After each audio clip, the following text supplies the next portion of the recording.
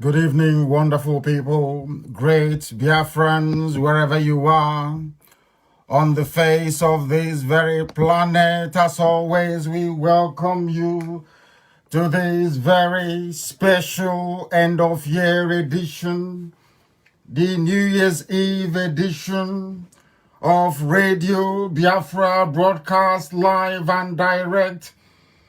Wherever you are staying out, where you are domiciled, where you are residing across the face of this very earth, the entire 24 time zones is carrying this very broadcast live and direct.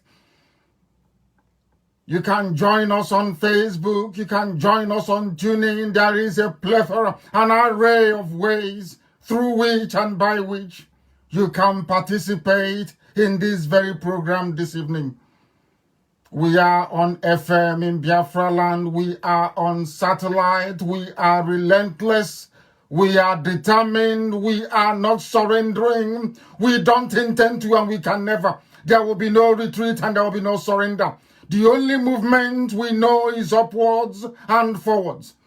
And that is why Biafra will come in our time. As I welcome you by saying good morning, good afternoon, good evening, and good night to some of you, so do I expect you to welcome all those who are around you. You must bring your pen and your paper with you. You must do all you can within your powers to make sure that this very gospel is propagated to the ends of the earth, because contained within it is the very essence, is the very beginning of the crumbling of the damnable zoological republic. That very contraption created by the British called Nigeria. That very hopeless place, a Sharia territory, a territory of jihadists, a territory of killers, a territory of stark illiterates, those who are backward, never, ever to move forward. They are cursed. It is a cursed entity. And this evening, believe you me, we are going to unravel it. I do not know how many hours we are going to stay together, but I can assure you, before we bring this program to a conclusion this evening, anybody who hitherto were in doubt as to the precipitous collapse of the zoo, such doubts will be consigned. It will be removed. It will be taken away. Never, ever, ever to resurface, not to reoccur in the hearts of those that want to see the light, those who want to see freedom. Therefore, I welcome each and every one of you. My name is Nnamdi Kanu. I am the leader of the indigenous people of Biafra, and by the very special grace of Elohim, Chukwukika Biama Prumi Yanine, a servant of the wonderful people of Biafra. Our job is to disseminate this very gospel. Our job is to preach it. Our effort is all geared towards the restoration of Biafra, and there is nothing any mortal can do to stop it. Even now, the zoo and their leadership is beginning to acknowledge, and they must know that they are in very serious trouble. We are not going to be placated with warm words about restructuring. We are not going to be moved from our position with mindless, or should I say, very vacuous assurances. We are determined and we are very resolute. The only thing we want is Biafra, nothing more, nothing less. People can decide amongst themselves to bring ridicule and shame to their ignorance, but insofar as IPOB is concerned, we are resolute, we are determined, we remain ever pure, both in heart, in spirit, and on this very temporal flesh. This very effort to restore Biafra is founded on the irreducible principle of scrupulous cleanness, whiter than white and whiter than snow. Therefore, we are unrelenting. Therefore, we are not, by any stretch of the imagination, going to trade this very noble effort for some sham restructuring. What we are interested in is the restoration of Biafra, and that is exactly what we intend to do. Before we proceed, I must please remind you to be mindful of the fact that you need your pen and your paper ready. Without your pen and your paper, there is no way you can learn. We have come to lecture. We have come to address humanity. We have come that those who are blind may see. That those who hitherto we are born and raised in ignorance may become enlightened to understand their perilous state, to understand the hopelessness of Nigeria, and to do something about it, to extricate themselves from the hellhole that they find themselves in. This is Radio Biafra, and allow me to repeat that we are live and we are direct, and heaven is bearing us witness. Eligwe na-agbakebe. That is a fact. There are those who may wish to stand upon what we have accomplished to perhaps relaunch their dead careers, but we can assure them that the path we have chosen is very arduous and very difficult. Only the pure at heart will be able to walk it. And that is exactly what this God-ordained IPOB is doing. Before we go any further, we must hand over our proceedings to heaven, to Chukwukika Biama Purumi Henine, the creator of the heavens and this very earth. On this very New Year's Eve, the very last day of the year, according to Gregorian calendar. We must understand that. What we are in for today is adhering to Gregorian calendar. It is not the calendar of the ancients. We must always remember that. But all the same, considering that all the areas of the world touched, or should I say tainted by Western influence, is observing it at the end of the year, and by virtue we are obliged to do so. And we must pray to Chukwukika Biama, O Elohim in heaven, the giver of life and the giver of hope, you that have decreed that we will be alive in the land of the living to see this very day, not because we merit it, but because that is what only you have determined. We have come to the end of the year in the Gregorian calendar 2019. In all that we have been through, in all that we have endured, we give your name praise. We lift you up because there is no other like thee. In sickness and in health, we praise your holy name. In good times and in bad times, we adore thee. We remember those who are incarcerated. We remember those who were with us by this time last year who are no longer here. My parents amongst them.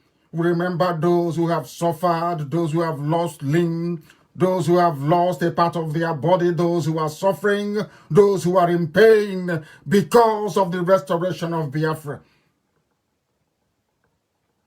We are going through all this that your will may be fulfilled upon the lives of those that call upon thee morning, noon, and night, because we have no other than thee. There is no God elsewhere apart from thee. There is no other entity.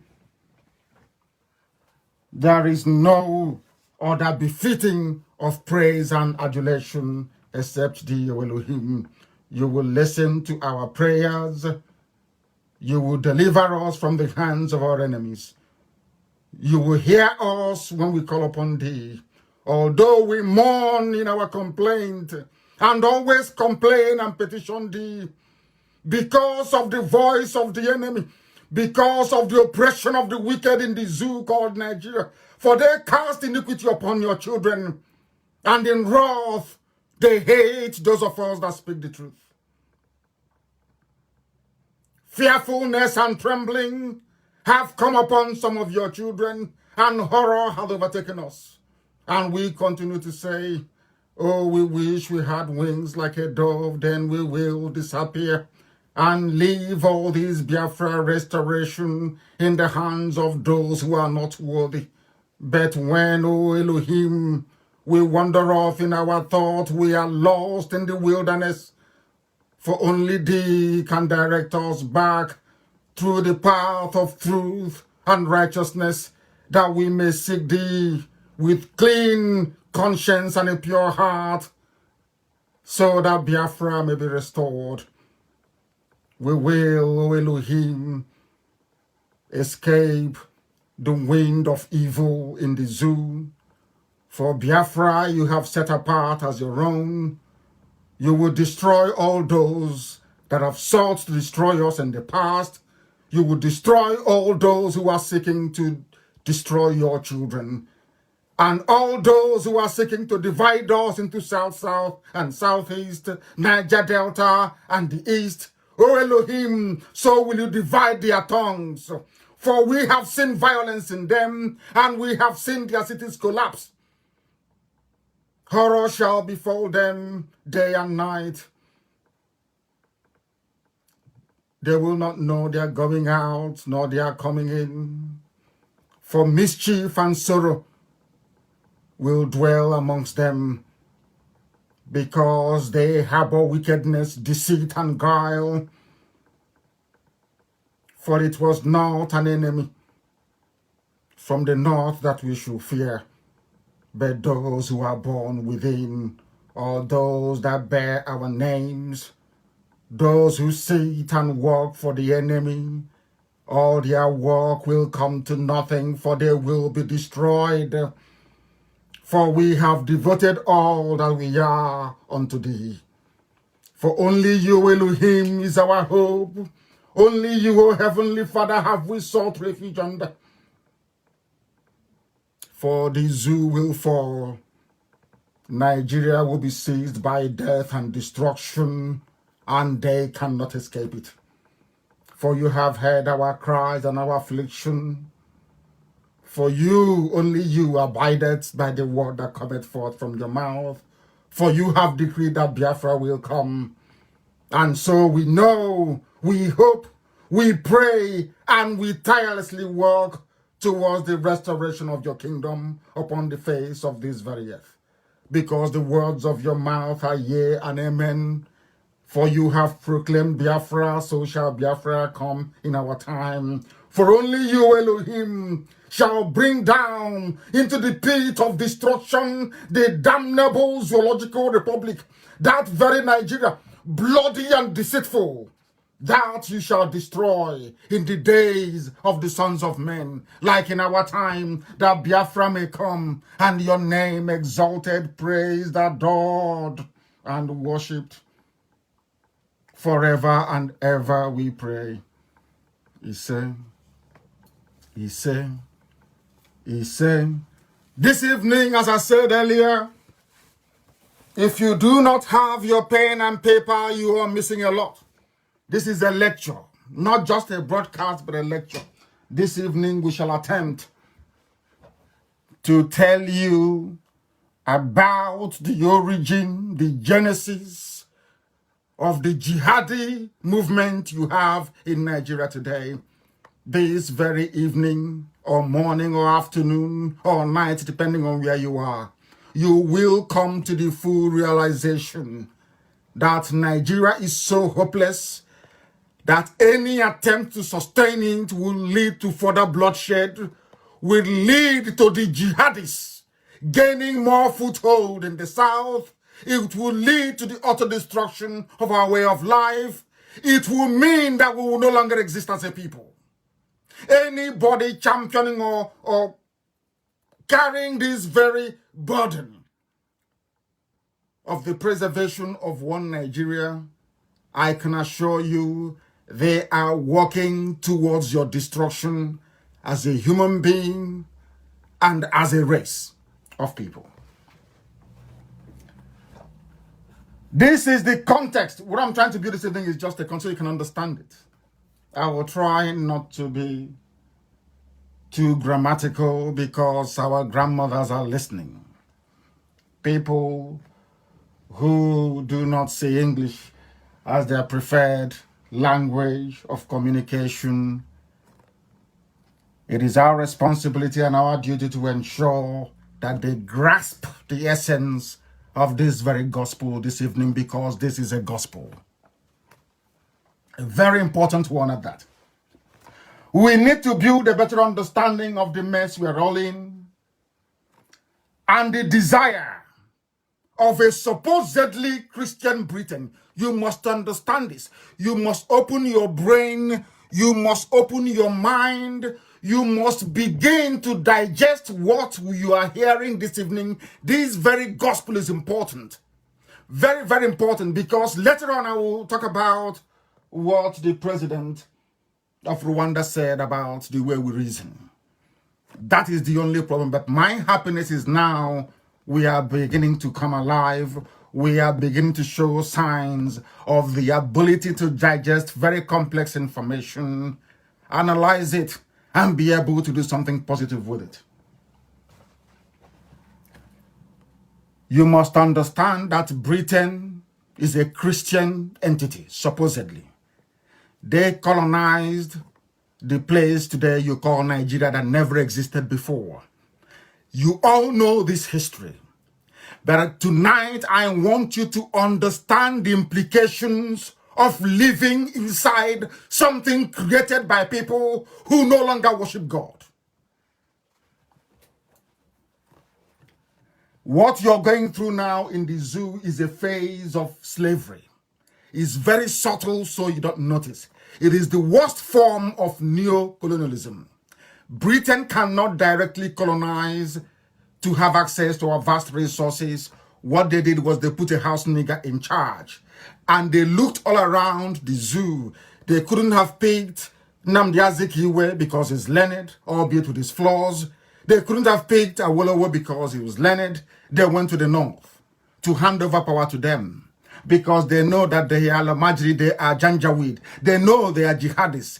They know they are more preoccupied with implementing and fostering their primitive way of life on other people than to be concerned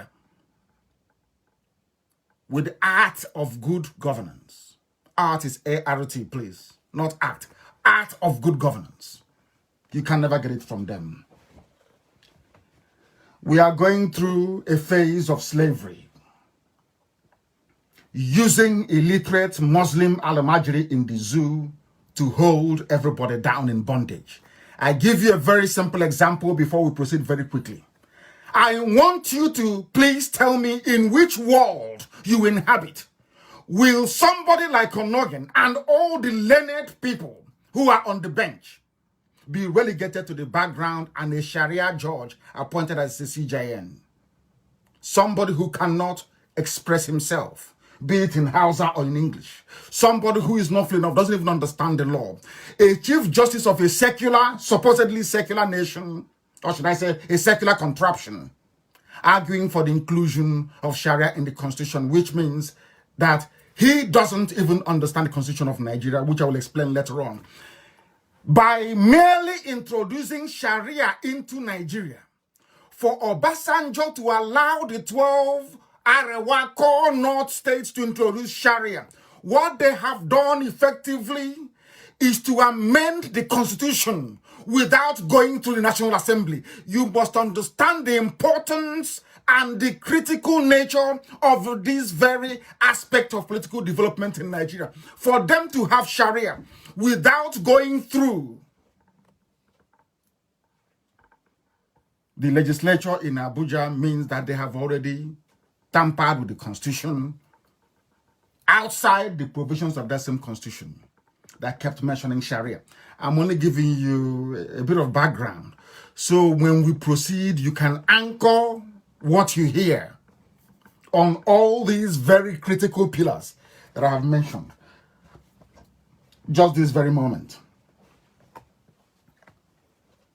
What you have in Nigeria is an alien socio-political arrangement of which the only beneficiaries are Fulani al-Majri. They are the direct beneficiaries of colonialism. You must understand this. Those who are benefiting from the years of slavery and suffering of the people of the South are the North. Britain never took Christianity to them. They refused. Boko Haram that you're seeing that says Western education is dangerous was exactly the same thing the North said to the white man when they first had contact. I'm sure that some of you are now familiar with the statements and pronouncements of Olusegun Obasanjo. that said in fact, told all of you who were ignorant before how many years it took for the British to subdue Biafrans. You must understand the importance of that very statement.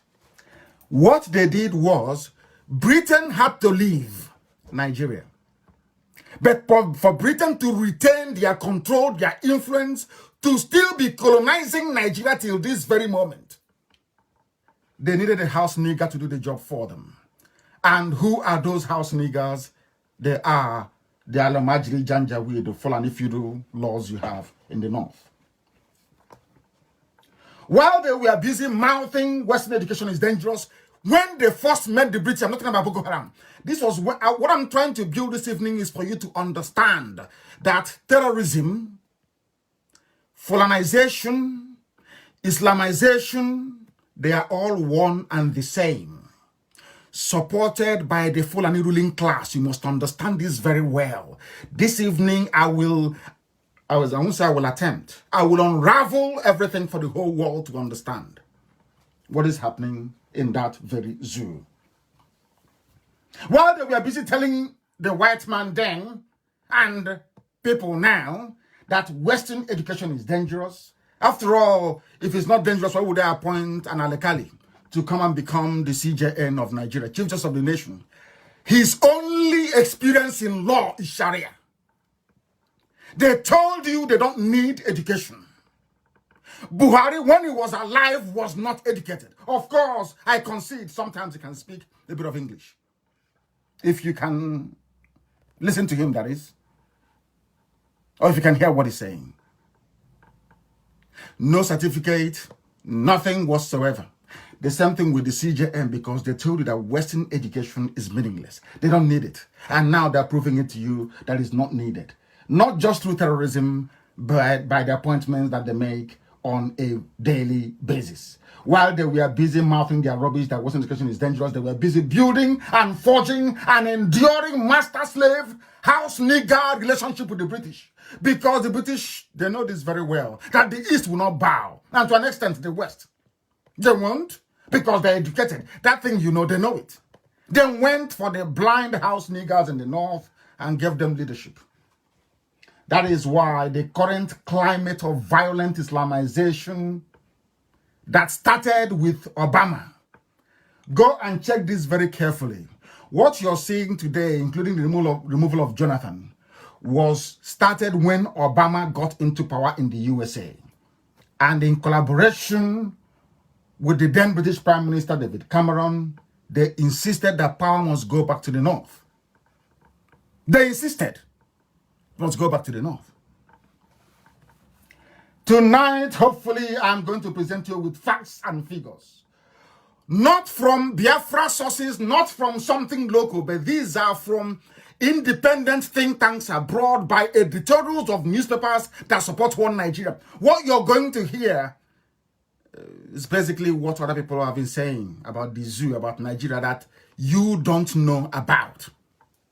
Things that are hidden from you. Things you don't know about. These are foreign observers who in the main are sympathetic to the illiterate ruling class of the North. They love them so much. But things have so deteriorated that they can no longer tolerate it. Most of these are European observers. Most of them are from the North Americas, and some of them from Asia, and some independent commentators from Africa. Hear what they are saying about Nigeria, and that Nigeria is irredeemable. It has collapsed, never ever to rise again. I said never. What you're doing is pure cosmetics, to be honest with you. You are just deceiving yourselves, thinking that something that is unsalvageable can be salvaged. No, it cannot. And this evening, I want to begin by presenting facts and figures so you understand it. When I make a direct quote or analysis, I will tell you where we got it from. This is a publication by a group based in Europe called Religion Unplugged. I want you to understand the grand grand strategy to Islamize everybody. This is something, of course, to the Yoruba Muslims is nothing new. But to the rest, you better be very, very careful. They presented this analysis on March the 8th of this very year, 2019, because, of course, in Australia, they have gone into 2020. I spoke to Mazi or former earlier. Listen very, very carefully to this. This is an analysis done by Religion Unplugged. Independent analysis from a European-based think tank. They said here that during the elections of February the 23rd, listen very carefully to what they said. Forget about European observers, what those colonialists came and did in the zoo, saying the election was free and fair, which I will allude to later on. Here they said that the elections held, I'm telling you the beginning of your problems, that every 4 years it repeats itself. You keep saying, get your voter's card. Oh, come and go and vote. I'm telling you what the world is saying about that Fulanized system. INEX, anywhere you have Fulanis in power, there is always disobedience of rule of law, a breakdown of law and order, anarchy and fraud. Go and write it. Anywhere you find them, that is what you will get. The presidential and National Assembly elections held in Nigeria on February 23rd was characterized by violence, listen to it, violence, harassment, and malpractices. Now tell me how people can subscribe to a country where year after year, every 4 years, after every 4 years, you have the same thing. Since 1957. What is happening today did not just start, come by an accident. No, it's been that way with the zoo. Every time there's an electoral cycle, that is violence, harassment, and malpractices. They went on to say that the lines were drawn by religion. Now, those of you avoiding, I must commend Christian Association of Nigeria. At last, somehow, they're beginning to wake up. Here, international observers, people, think tanks, people who are learned and educated, people who are naturally sympathetic to the British line of argument that Nigeria must remain one. They are telling you that the elections were determined by violence, harassment, and malpractices, and that religion played a key role in it. Muhammadu Buhari's election to president was followed. This is happening in March. In March, remember, March of this year. They said that they feel that this regime of APC, of course, fronted by Jubril, they call him Buhari, that he has come to Islamize, in quote, Nigeria. March, independent observers, white people, outside the zoo, they are telling you that this man is coming to Islamize you. Now, the Nigerian Civil Society Situation Room, which is an amalgamation of 70 organizations, said that 260 people were killed in pre-election violence. Every 4 years, every 2 or 3 years, you have elections in the zoo and people are dying, and you don't sit down to ask yourself. This is why the West is far more advanced than any other race, I should say, or especially, or let me put it this way. Every other race is more advanced than black people. Do you know why?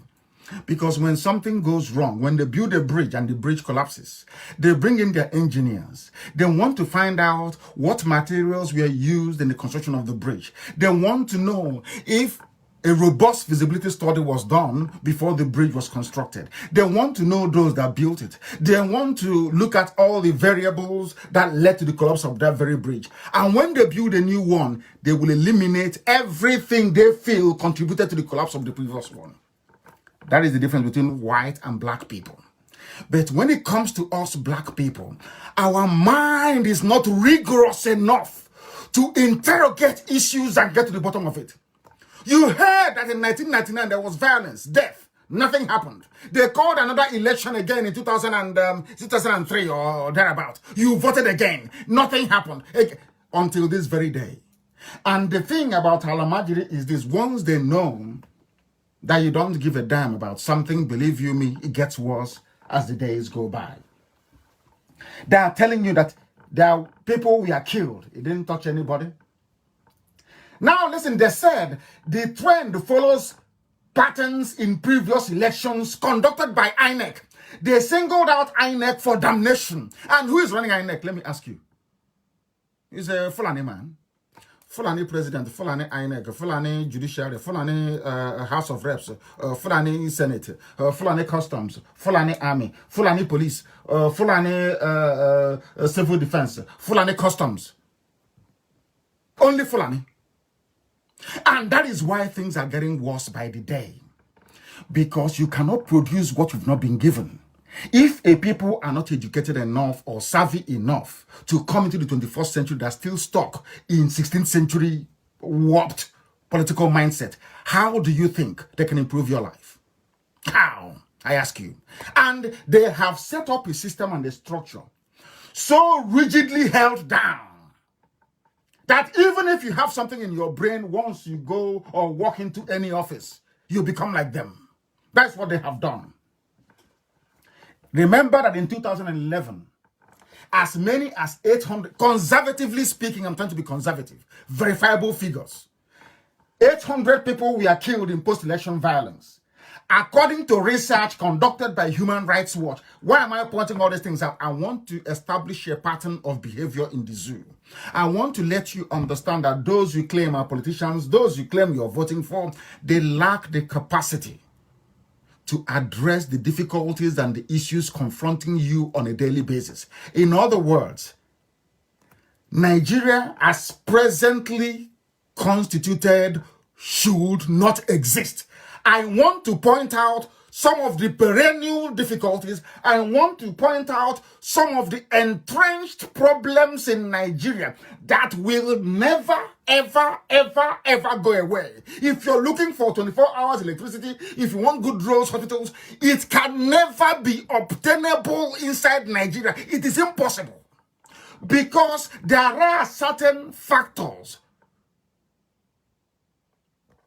welded to the fabric, to the foundation, the very fraudulent base of the zoo that you can never dislodge. Never, ever, ever. It doesn't matter how many times you pray. It doesn't matter how many times you prophesy. It doesn't matter how many degrees you have. It doesn't matter how much green and white fabric you've wasted trying to convince yourself that you're patriotic.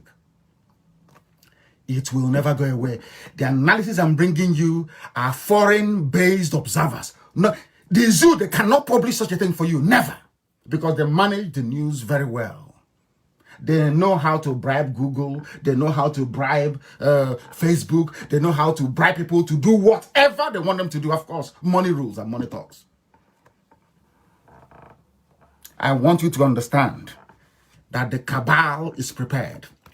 The Fulani-controlled North is prepared. I'm telling you, they are more than prepared. 10, 15 years ahead of everybody else. Some of us are going to go to church today to be mouthing the usual rubbish.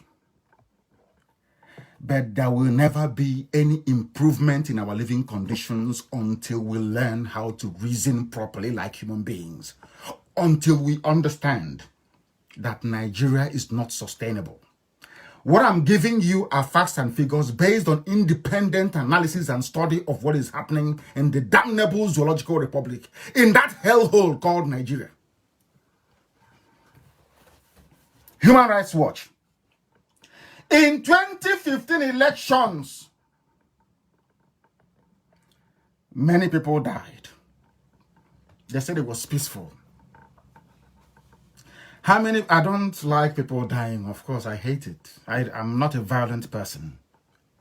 How many people died in USA as a result of, anti-Semitic attacks against the Jewish people? And it was reported all over the world. In elections, you killed 800 people, and a human being will write and tell the world that the elections were free and fair. Incidentally, Most of you don't know this. Do you know that religion, Islam versus Christianity, was the undercurrent, was basically the undercurrent throughout the campaign of 2015, and even the one that you had early this year? They said that the result from, I'm telling you this to drive home the incompatibility of the various groups. I'm not saying Christian or Muslim, no. Once you return people back to who they are, to who they were before the British came, there will be peace. The only thing that can guarantee peace, the only thing that can stop jihadists from slaughtering innocent, defenseless Christians in the Middle Belt and in the South is a return to the way we were before the white man came. And it is not. See, people keep telling you this nonsense. It's for the National Assembly. If we have a democracy, if you have any gripe, take it to your MP. I don't call them MP. Take it to your senator, your House of Reps member.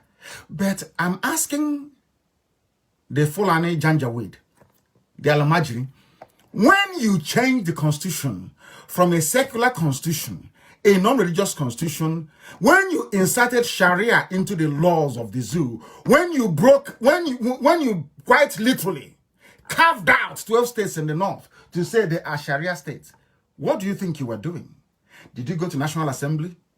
So when it comes to other people, they should follow the due process. Go to your senator, go to your House of Reps member, so that the chamber can debate it in Abuja.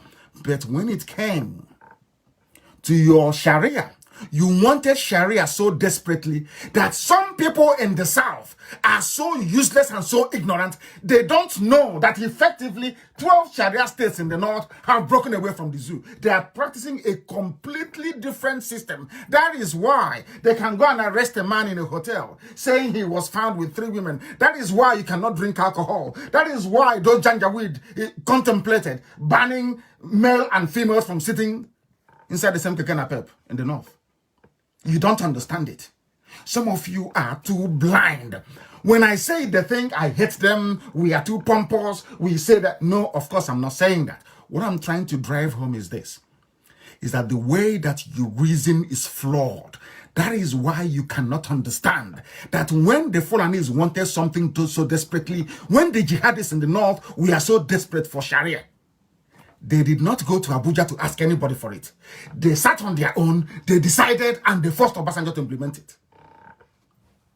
So when somebody is telling you about Sharia, oh, you shouldn't do this, you shouldn't agitate for Biafra, you must go through the right channel being, let it be discussed and voted upon in Abuja.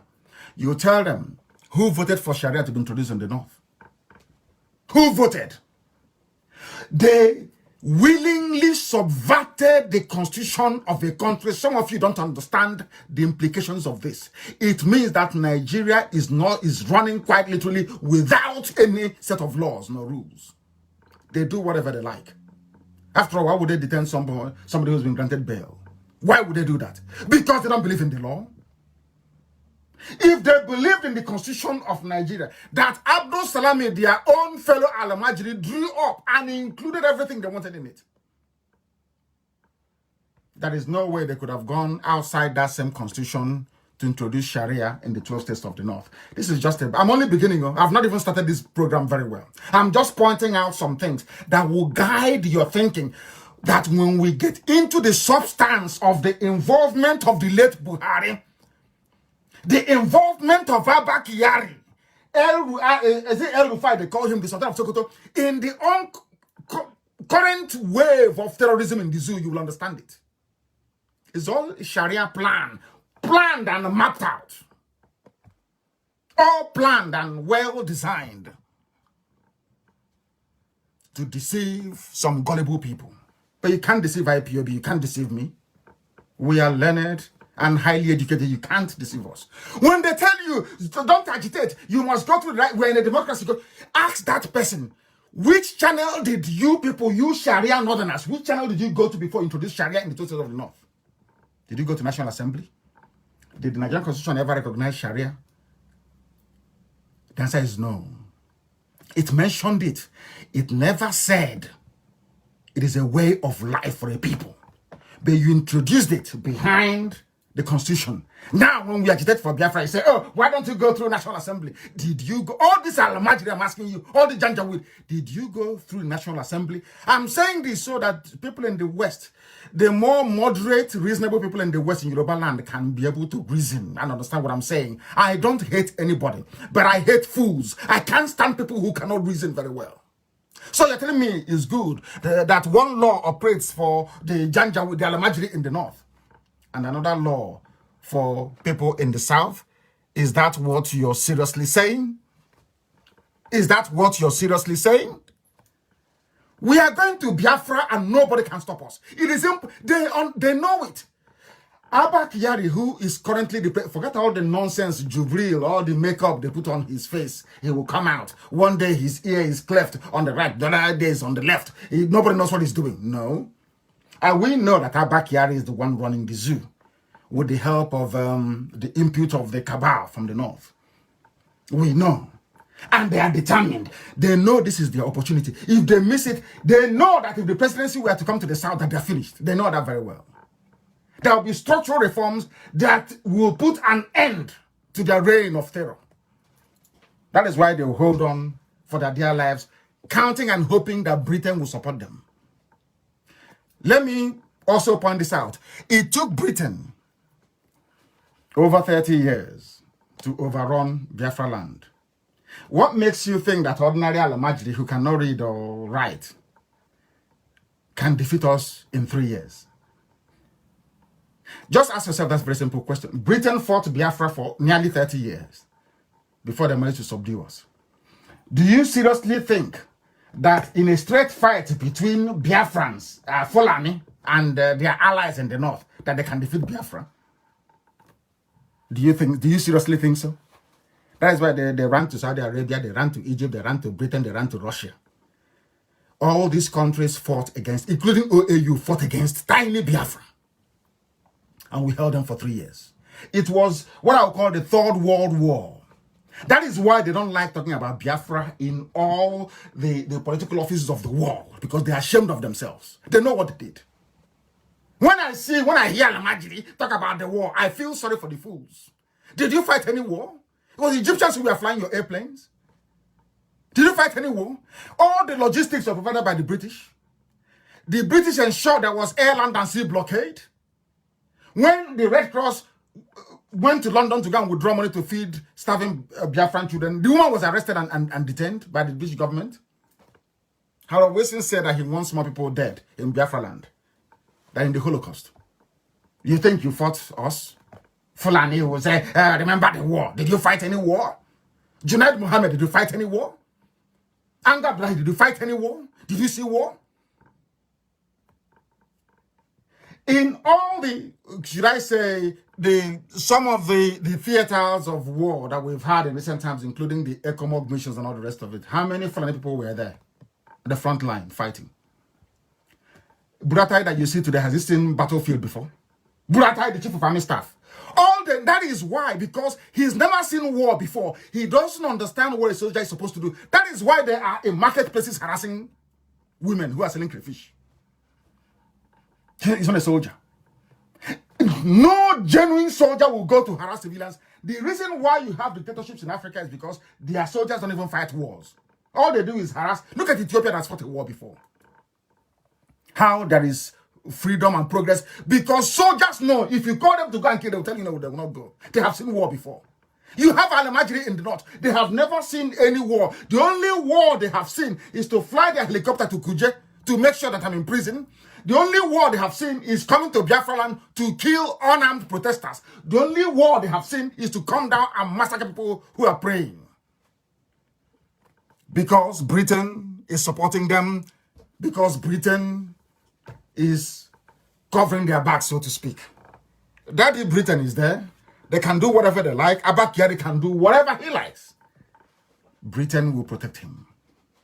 Because it is in the British interest that a Fulani man is in power. It is in the interest of Britain, not all of Britain, some people, some key people. It is in their interest that Alamajiri is in power, because they know once Alamajiri is in power, people will be selling their generators now because there will never be any light. You'll be selling sumo because they know there will never ever be pipe bomb water. Never. It's impossible. People will be digging their boreholes all the time. Their pharmaceutical companies will be making so much money because every time you be sick, if not malaria, it's typhoid. And all the medicines are coming from abroad. You think they don't know what they're doing? You think they don't know? So it is in the interest of neo-colonialists that Alamajiri is in power because they know they cannot do, they know that they are useless, beyond useless. Are you telling me that in a normal world, Britain, who is the colonial master of the zoo, somebody as stupid as Tanko, a Sharia judge, was appointed the chief justice of a common law system, that Britain will not say anything? You heard, during all our fights to free Showore, Dasuki, and El Zakzaki must be free. Well, we need to fight for him as well. Of course, it was very foolish of them to burn US and Israeli flags. Very, very foolish of them to do so. But we must fight for El Zakzaki to be released. Did Britain ever say anything? It was only the time that US senators started complaining that Britain now had the courage to send out a tweet to say you must release Showore or respect the rule of law. Only when we have done the hard work on the ground in America are they now coming out to say, oh, you must release him. But Britain has been there from day one. They see evil happening. British High Commissioner in Abuja, they see Satan, they see Lucifer with their two eyes in Asorok. They keep quiet because of what they're gaining. Because of what they're gaining. Thankfully, not many people in Britain are as evil as some of them that write their foreign policy, to be honest with you. They are pure evil. I will continue. Religion has been there from day one. It's not going to go away. They said that the population is half and half, 91 million Muslim, 91, rubbish, pure bunkum. You must understand this very, very clearly. Very, very clearly. Please listen to this very, very clearly, please. In spite of everything they have done, they said Atiku picked Toby and Abakiyari answering the name Buhari through Jubril picked Osibajo, who is the two Southern Christians, as they said. It did not stop Islam and religion being a key part of the election. Now listen to this carefully. Some of you don't know what is happening in the zoo, but I will tell you tonight anyway. We have time. There is a leader of an extremist Islamic sect called Izala, I-Z-A-L-A. Sheikh Sani Yahaya Jingir. Sheikh Sani Yahaya Jingir. He spoke in a video in Hausa language and asked his followers never ever to vote for the PDP candidate who was Atiku then, despite the fact Atiku is a Muslim. Do you know his reason why? These are people that tomorrow say, oh, Nigeria, we must do everything we can to keep Nigeria united. I'm saying this tonight so that Igbo Efulefu governors can listen. The idiotic politicians can listen. Every fool planning for 2023, 2098, 2047 can listen very carefully to what we are saying and learn from it. Not minding that Atiku was a Muslim. This man called Sheikh Sani Yahaya Jingir spoke in a video to his followers, millions of them. He said that Atiku, these are his words, Atiku's running mate is from the Igbo stock, who are Christians. They killed our Sadwana. And because of that, nobody should vote for Atiku, because if you vote for Atiku, that means you are voting for those that killed the Sadwana. Some of you have forgotten that the governor of Kaduna State now planning to come and run, and I know there are some idiots in Biafra land. There are some fools in Biafra land, entire Biafra land, who may be thinking, oh, I'm very poor, I'm wretched. Oh, my goodness, why don't I support Nasser El-Rufai's candidacy? Maybe money will come to me and my family. That very selfish way of reasoning is only about yourself. If I was thinking of myself alone, I will be a multi-billionaire in foreign currency. You don't know how to make sacrifices. All you know to do is to sabotage. All you know to do is to run to the Alamajiri because they know you will come. They know the reason why they are dealing with Oshomole today is because they know there's an endless, it's a conveyor belt. Endless supply of idiots from the south. Endless supply. So if one Oshomole goes, another idiot will replace him. They know that very well because you're all very hungry. And before you all say, if you're hungry as well, you do something. I spent all my money funding Radio Biafra to the point that I was sleeping in a car, hungry. I didn't give up. I will go to work, make a lot of money. I will come back and I will spend it on Radio Biafra shortwave. If you think shortwave is cheap, go and try it yourself and see how expensive it is. So we've been there. Don't come and tell us nonsense. Oh, my family was hungry. Because of that, I had to sell my conscience. Some of you will fight for El Rufai. And I will tell you what he said. He said, listen carefully to El Rufai. These are your leaders. When they talk about the elite and the leaders in the zoo, I'm only building I've not even started, I'm only building a background to what is happening in the zoo so that you all can learn and understand, reason and think. He spoke on Channels Television, that Alamajiri station. He said, this is from El Rufai. What if I tell you that no matter who I choose as my running mate, even if I choose the Pope, 67% of the Christians in southern Kaduna have made up their minds that they will never vote for me. But people come ignorantly in the outside world. They say, oh, but the North is all Muslims. No, of course not. Southern Kaduna they are all Christians. But they have been subdued. The mistake that these people, Southern Kaduna, Middle, the mistake they keep making is that they keep thinking that Biafra is against them, that you Biafra go, they will suffer. No, you are making a grave mistake. Biafra is your redemption. Only Biafra, I'm telling you the truth, only Biafra can save people in that very zoo. Only Biafra can. Nothing else will. I said nothing else. No amount of restructuring, no amount of warm words. And I'm happy to hear today that Khan is saying they are fed up of the condolence message coming from Asarok. They are tired. Anytime a Christian is killed, there's a condolence message. Rubbish. They are tired. What is the solution?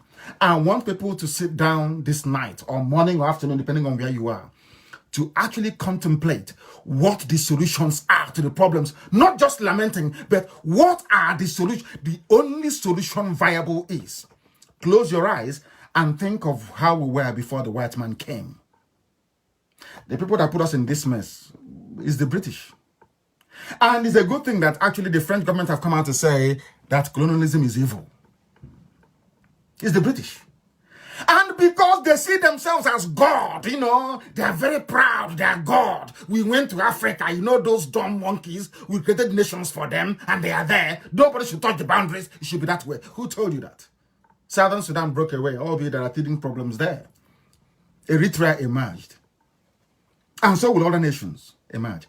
Now, if it is the wish of Eritrea in the future to go and join Ethiopia in a bigger, wider, whatever country, it is their prerogative.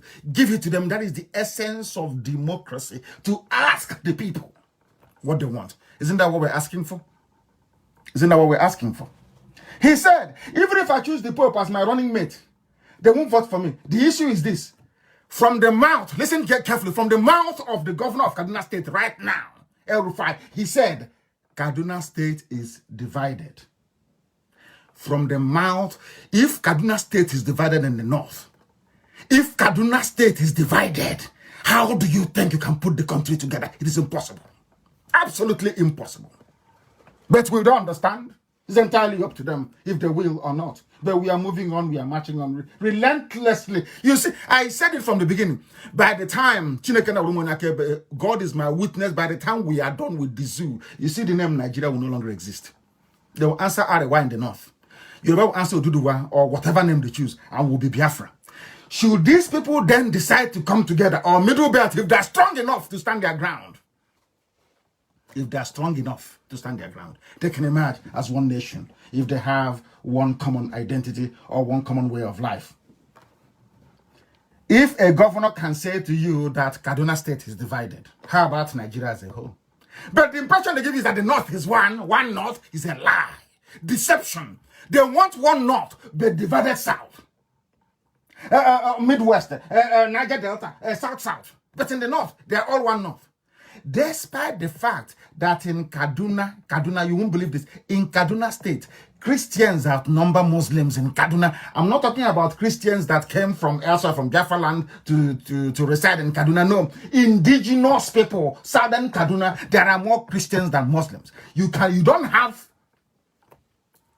such dichotomy anywhere in the South. But they give you the impression that the South is divided. No, that from the mouth of the governor of Kaduna State, on Channels TV, he said that that Kaduna State is divided. Apart from Governor El Rufai, these people also recognize that Buhari had an agenda to Islamize Nigeria, even during the campaign. When we were saying this, you didn't listen. But of course, the good thing is that it's good to be underestimated in life. If they knew how far we would go in the pursuit of Biafra under IPOB, oh my goodness, they wouldn't have let us get to where we are today. They thought we are miscreants, we are wheelbarrow pushers, they are touts, they are all the sorts of names. And the more names they call us, the more enthused, the more energized we become. And what we have done is to undermine them, and we'll keep doing it. That by the time the zoo is crumbling, it won't come to Britain as a surprise. They will see that the morons they handed over power to in the North are as useless can be. That's what we're trying to do. We are trying to say that, okay, if you're not happy with our agitation for self-determination, let us show you what they're doing in Nigeria. We will expose Nigeria to the world, and that's what we're doing. We've only done about 9% of the job. Only 9%, and the whole place is crumbling. They're not talking about restructuring because of IPOB. They know they're dreaming. They're wasting their time. The only solution is Biafra, and they understand it very, very well. Outsiders are telling you that the country called Nigeria has an Islamization agenda. Remember what Femi Adesina said, that anybody claiming that the administration has an agenda to impose Islam on Nigeria is false and wicked. That the objective is to stoke up religious division for political gains. But you had El Rufai. Here you have somebody in Asorok talking rubbish, but El Rufai said that his own state is divided along Christians and Muslims. They don't see eye to eye. Do you see the confusion that reigns at the heart of the zoo? You know, some of these Pentecostal pastors, I know that some of you will hopelessly and foolishly go to your crossover night and all the nonsense that you call it. Some of these pastors don't allow you to reason. They don't let you reason properly. I'm telling you the truth. Only if they can stand and speak and stand on the truth, you will see what will happen in the zoo. In Adamawa State, again, there is a substantial Christian population, but some of you don't know this. Adamawa, I think that's the state of Atiku Abubakar.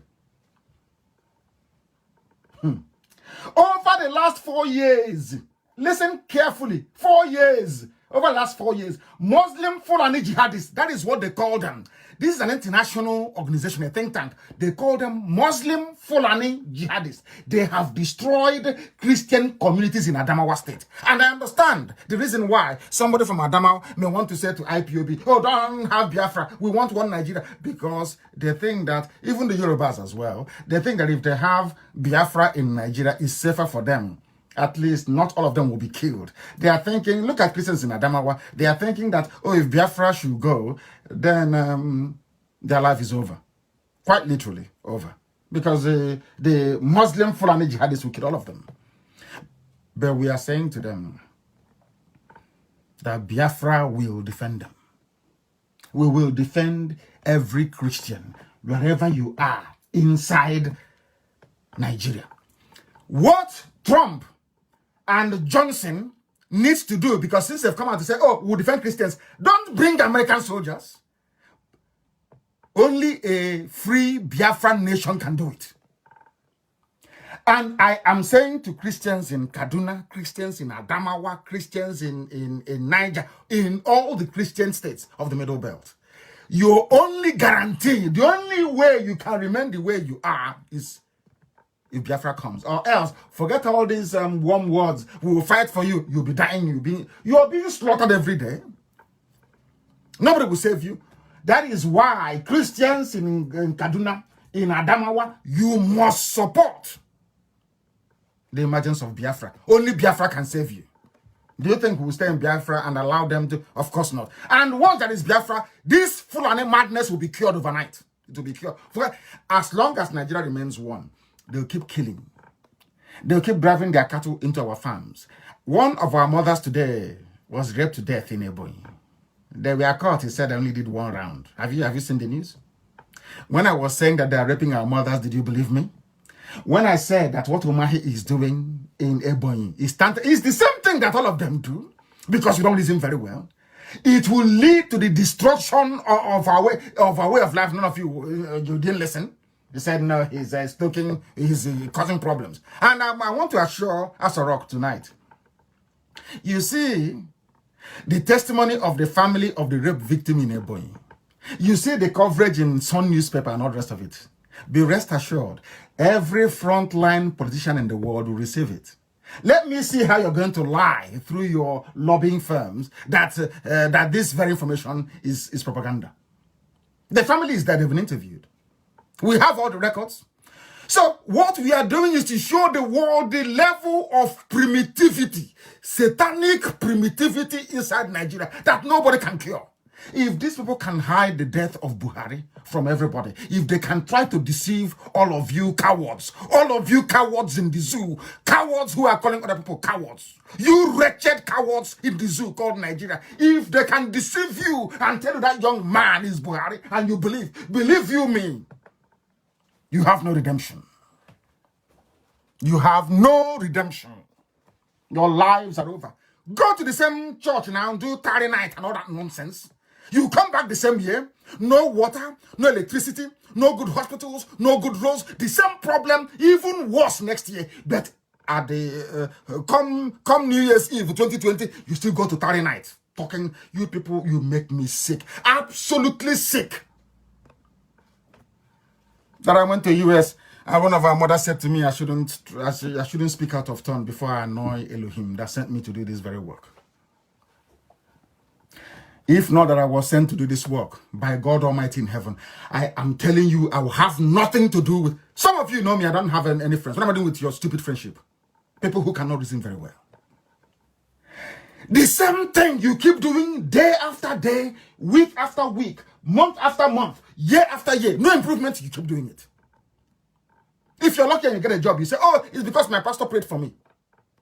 When people are dying, they are slaughtering you every blessed day. Every blessed day, they are slaughtering you. It is unbelievable. Some of you will remember the former Speaker of the House of Reps. His name is Yakubu Dogara.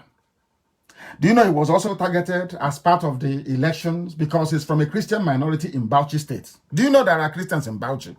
Do you know that Yakubu Dogara is from Bauchi and he's a Christian? When these idiots come and tell you, oh, the whole of the North, they're all Muslims, they're lying to you. And because of your cowardly nature and your fear, you see their soldiers on the streets with their AK-47, you accept and say, oh, yes, there must be, everybody in the North is a Muslim. Who told you that? Dogara is a Christian from Bauchi State. Albeit that the Muslims, they dominate because they shout, they kill, they slaughter. And all the Christians are afraid, they're all frightened. Oh, please don't say anything. Oh, you know, we are one Nigeria. If you say something, they will kill you. You know, we are one Nigeria. And you keep emboldening them, and they keep coming, and they keep killing. They keep coming, and they keep killing. Now, listen very carefully. There is a man called, he's a professor, Al-Majri professor, Professor Salisu Shehu. He placed an advertorial in Daily Trust newspaper ahead of the last elections in the zoo in February of this year. A full-page advertorial. Do you know what he said? He accused Dogara of neglecting Muslims who were displaced in the state after sectarian violence. You know what they do? As we are trying to stop them in Ebonyi State, they come in, they bring Al-Majri from outside. They start a war. They start killing people.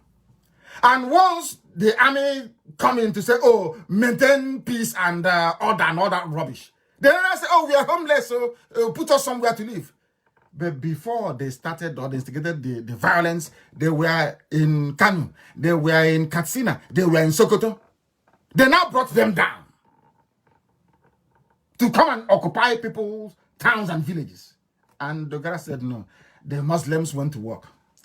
Now, this is what one of the paragraphs in the advertorial, what I'll read it for you. It says here, this is from a Professor Salisu Shehu. For your information, before the 2011 crisis, there were 3 Jumau mosques and 45 daily prayer mosques in Tafawa Balewa Township. No work, no school, they don't do anything. 45 daily prayer mosques and the 2 Juma mosques. I am sure you may know those figures, but I have no doubt that you know for sure all of these mosques, except the one at the police divisional office, were destroyed and ruined by the people of your faith. The question is, why do you fail to include at least even the central mosque of Tafawa Balewa in the list of mosques you want to renovate? A politician is not going to renovate a mosque with government constitutional, with the constituency money given to him. That is what is happening in the zoo that some of you do not know. The objective of placing this advert in a newspaper, and you must know that Daily Trust is a Muslim Fulani Janjaweed Alamajiri newspaper. You must know. If you don't know that, then you're sick in the brain. Daily Trust, you know, is a Fulani paper. They are there to promote Islam, to promote anything that will keep Nigeria one, to allow the jihadists to keep coming. The only day they will rise up and tell you to hell with all of you and raise their green flag is the day they have succeeded in sacking the last villages in the coastal reaches of Biafra land. Any day they get to Bonny and they pick up everything, they start building their Juma mosque and their daily prayer room, you will see they raise their green flag and say to hell with all of you. Now, we are sounding, as I've been saying before, every prophecy, every prediction has come to pass. Almost all, bar none, have all come to pass. What did some of you do with it? What did you do with it? They will go and they recruit some idiots, disgruntled fools, chased away because of their hunger. And some other idiots cloned accounts with Igbo names and be talking rubbish. And some of you are busy responding to idiots who don't exist. Feel sorry for some of you, honestly. We are not going to go into what some of our people said, but we know what became of the zoo. SERAP, which is a group, I think is one of the socioeconomic rights and accountability project. All they do is just send a letter, isn't it? And it's just send a letter. They said it's important to send you this message that electoral-related violence, intimidation, and killing will not be tolerated under your watch. Who is going to police this pronouncement? Every time we are tired, we won't tolerate this. So that is not going to happen again. It keeps happening. Today, they have raped and killed one of our mothers in Ebony. If we retaliate tomorrow, they will go and tell, they'll run to America, they'll go to Britain. Britain will be the one to tell America, can't you see? IPOB is violent. They killed people in Ebony. Can't you see they're violent? But when they raped and killed one of our mothers, nobody complained. Britain will not write to America. Their propagandists, their lobbies, the lobbying firm will not write and say, oh, it's very sad that a Biafran woman was raped to death on the 30th of December of 2019. No, they will never say that. So what you expect us to do is for IPOB to keep quiet. They rape and kill our mother and we keep quiet. And then they rape another 2, another 3, and we keep quiet. By the time you know it, it's free for all. But when I was saying they were raping our mothers many years ago, some of you never believed it. And I said they will rape, they will abduct, they will kill us, and the world will say nothing. Is that not happening now? That we need to band together as a people and resist this evil before it's too late.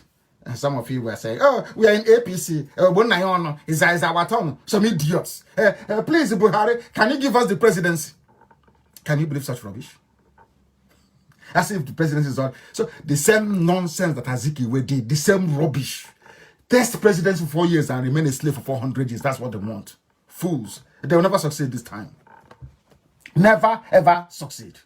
Now, Some of you do not know what Sharia is doing in the zoo, but we will proceed. These are the Sharia states: Sokoto, Kebbi, Niger, Zamfara, Katsina, Kanu, Kaduna, Bauchi, Jigawa, Yobe, Borno, Gombe. They have effectively removed themselves from the Constitution of Nigeria, because there is nowhere in the Constitution of Nigeria or its amendment where it allows for Sharia. And this is the launch pad of 4 terror groups in West Africa. This is why Northern Nigeria, Arawa is the hotbed of terrorism in the whole of West Africa, in the whole of Sahel. It is called Sharia and the Nigeria Constitution. Now listen very carefully. I said this night I will tie, the dead, Buhari is dead. Forget about Jubril. Buhari, the dead one, I will tie him to the violence happening in the zoo. I want to prove to the world, I know that Britain is listening, the whole world listen when we preach this very gospel. We want them to know, I want America to know, I want the whole of Asia to know, I want everybody, South America to know that Buhari, those they are governing in his name right now, is the chief terrorist you have in the zoo. I'm going to prove it to everybody so that the world can know. Forget all the nonsense they are telling you. They think they can, we are many. Everywhere in the world. Everywhere in the world. There is no way on this earth they can keep borrowing money. All the money they're borrowing, they're using it to fight IPOB. To be bribing governments, bribing officials. Oh, don't let them come in. Don't try to see them. That's what they're doing. All the money they are borrowing it to try to stop IPOB. Are they succeeding? The answer is no. They can never succeed. They have never succeeded before. They will not succeed now. They will never succeed ever. Never, ever, ever. Because we are clever. We are intelligent. We are Biafrans. We don't have money, that is true. But we are doing something that millionaires cannot do. And they know it. The zoo, they know it. They'll keep borrowing money until they go bankrupt. Fighting IPOB. They are finished and they know they're finished. When they go to the world to tell them, they say to them, they're fighting we don't support separation, but the 12 Sharia states of the North have already separated to form an Islamic enclave. That's what they have done. Why can't you allow me to go and form my own nation? Why must I go to National Assembly in Abuja? When you are forming your own Sharia, did you go to the National Assembly? Or you're just mouthing your rubbish, pretending, we are still in one Nigeria, even though it is Sharia, it is under one Nigeria. But you went outside the Constitution to go and frame, or should I say, agree an amendment which was not voted for or voted upon by those that the people claim they voted for to go to Abuja to handle such matters. That is a fact. They think they can deceive people, they can deceive you, they cannot deceive us. We are IPOB, we are undeceivable, you can't deceive us. Not at all. Some of you know that Buhari, they claim that Jubril won the election, they call him Buhari. So sometimes when I say Buhari, and I'm referring to Jubril, it's Jubril who is there. Courtesy of Abba Kyari. Everybody knows that Buhari is gone, dead. The wife, Aisha, have told us many times, but we can, of course, in this UG, we can never listen. We are not amenable to reason. It's impossible. Trump is being impeached because of one phone call to a president in the zoo called Nigeria. They brought somebody from Sudan to replace your dead president, and you can't do it. And that idiot is presiding over the worst phase of massacre of innocent people in the process of a very crude jihadi invasion. And they're all very quiet. And tomorrow you say you are equal to a white man. Who told you that? Mad people everywhere. We are going on about trying to establish. We are trying to establish that Buhari is the grandfather of terrorism in the zoo. The dead one, even including Abba Kyari. These are the people. Fulani politicians are the ones funding terrorism in Nigeria. That's what we are here for. And I believe we have laid the foundation of the inevitable collapse of the zoo. Now we must go on to let the whole world understand how we have come to this conclusion. You must understand it. We must understand it. When they got the idiot and put Jubril in power in the name of Buhari, they said he will spare no effort in the battle against Islamic militancy. They love speeches. They write it and they post it. They say, oh, you know, Britain will say, oh, USA, can't you see he's doing something? He's saying something about it. But things are getting worse. Worse now than it was under Jonathan. And he went on to say that you shall be able to go to bed knowing that you are safe and that your constitutional rights remain in safe hands. Exactly what the Fulanis told the Hausas before they got the gullible Hausa people to kill their own kings. The same thing. I will respect your right. Even if I don't release you when a court says I should release you, it is your constitutional right to remain in jail. And some of you are jumping up and down, clapping for him. Very, very sad indeed. Now, he went on to say that the problem is that Nigeria constitution is superior. They asked him a question. He said that Sharia is put on the same level with customary laws. Have you heard of them saying anything about customary law? Of course, the answer is no. Its relevance is limited to inheritance, marriage, etc. Is that how you funded the Hisba police in Kanu that will go about destroying shops and businesses owned by Biafrans that sell alcohol? You see the way they deceive you? They tell you, oh, it's limited. When they write to the West, to the very God, I won't say they're gullible, they know what they're doing because of their oil interest, of course, which, I hasten to add, is also guaranteed and protected in Biafra land anyway. They said it's limited to inheritance and marriage. So Sharia is not a problem. And I'm asking them, who formed the Hisba police in Kanu? They can't answer, can they? Unbelievable. With the right to arrest and detain and flog people as they deem fit. Whereas in 2001, this same man, before he died, this Buhari, in whose name the zoo is being run by Abakari, what did he say? And they went to Google and they paid Google loads of money, thousands upon thousands, tens of thousands of dollars to remove every reference to this. That is why when you Google, if you go to Google now and you write in Buhari, I will support Sharia all over Nigeria, you will not see any news item. But if you go to the images, you will see somebody cleverly captured the front page of this day newspaper that carried it. It's still there. The news link is missing, but you can see the this day front page. You will see it there. Very clear.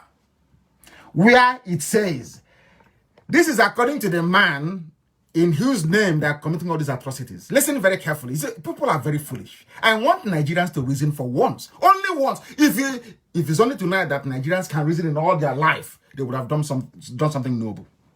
What did Buhari say when he was alive? He said, I will continue to show openly and inside me the total commitment to the Sharia movement that is sweeping all over Nigeria. Not minding that there are sizable Christian populations in the north, he doesn't care. Where it is sweeping all over Nigeria, I don't know. Maybe with the help of Yoruba Muslims, you know those ones, may God help them.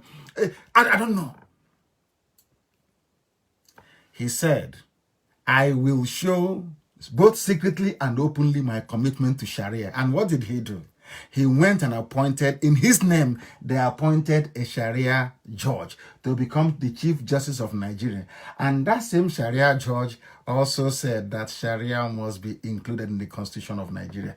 Now, what other proof do you need?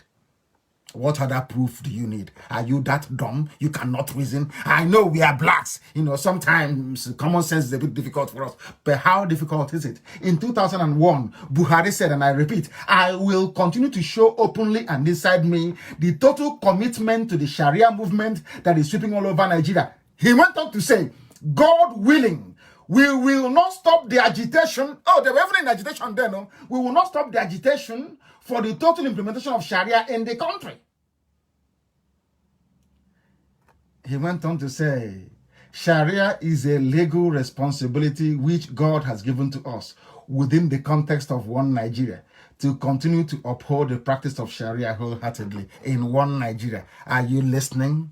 Are you foolish? Are some of you still deluded? Are some of you so hopeless that you cannot see? I know that we don't want to fight another war. A lot of people are saying, oh, we don't want to fight another war. But that is the mistake you're making. You're showing signs of weakness to the Alamajiri Fulani North. That is why they raped our mother. That is why they keep killing us. That is why they came to Zowani and killed. That was why they went to Nimbo, they massacred. That was why they came to Anam. Because you are telling them that no matter what you do to me, I will never fight back. If you slap me on one cheek, I'll turn the other one, you slap me as well. You can rape my mother if you like. You can abduct my wife if you like. You can abduct our children if you like and hold them captive forever. We will do nothing. Nigeria will be one. Do you see how stupid you sound? Do you see how stupid some of you sound? The same man that some of you are jumping up and down, he's a general, he's this. He was the one that said, I will Islamize you. That's the meaning of it. He's only using Sharia to cover it up. What is the meaning of Sharia? They're in agitation. Nobody called them terrorists. Nobody went and shot them dead. Nobody massacred them. Nobody. They are in agitation. But IPOB agitation is somehow bad. To the British, it is very bad. But when Buhari was agitating for Sharia, Britain said nothing. When the 12 states of the North broke away to form their Sharia, Britain, the granddaddy, the creator, the messiah of Nigerians, they said nothing. Absolutely nothing. Absolutely nothing. Now you understand, don't you? Now you do understand. They say I insult them, but I will insult because if you're, I don't feel sorry for myself. I am also included. Until Biafra comes, I will continue to be hard on myself. The thing about black people is, I call it the Democratic Party syndrome in America. Everybody knows in the US that it's only the Republicans that can help you become the man or woman you're destined to be, or to become, so to speak.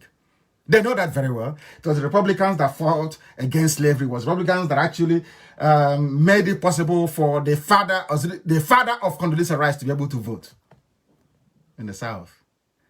Who were the godfathers of slavery in America? Is it not the Democratic Party? These Democrats you're saying, it's them that, so some of you don't even know this. It's the Democrats who are the slave owners, slave masters in America. It was Republicans that were fighting to save black people. But look at the way they turned history upside down. The same thing is happening in the zoo. The people who have come to kill you, you embrace them. Those fighting to liberate you, you jettison and you reject them. Unbelievable. Go, even Guardian newspaper carried it. Go and Google it now. Nobody can accuse Guardian or This Day or any of the zoo papers or Nigerian papers for supporting Biafra. They know. Go and Google now as I'm live on the air. Buhari calls for Sharia in all states. Google it. Buhari calls for Sharia in all states. It was carried by the Guardian newspaper. And Guardian is as conservative as they come, isn't it? They support one Nigeria is owned by somebody from Edo, so they want one Nigeria so that the brilliance of Biafrans will not, put them to shame. Or some of them, I must say. He said this thing in 2001 and 2015. These statements, they mirror the legal controversy that is rooted in the conflict between the secularism provision of the Federal Constitution of Nigeria and the number of state laws and practices that allows for the application of Sharia beyond the sphere of personal laws. These are facts proven beyond every reasonable doubt. Nigeria is a Sharia country. Those of you who are Christians championing for one Nigeria, you're championing for one Sharia, one Islamized Nigerian geopolitical space. That is a fact of life. That is what they have all signed up to. That was why when Buhari died, they thought to themselves, oh my goodness, how are we going to continue this our agitation? They said, let us go to Sudan and get somebody to replace him. We found somebody who looks like him. And what happened to those two people who recruited Jubril? Today they are dead. Are they not dead? They're dead today. So they will not say. And they used, because Tinubu wants to be president of Nigeria, they used Tinubu's influence in the Yoruba land to convince their media to support what is in essence evil.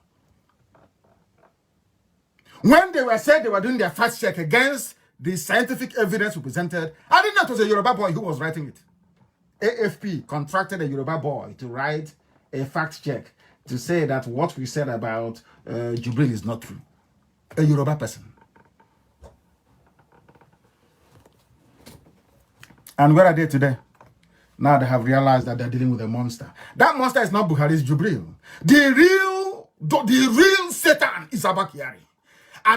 You see all these things. At the end of the day, they will do all they are doing. They say, oh, now Buhari is dead. We are bringing him back. And according to custom Islamic laws, you cannot see him.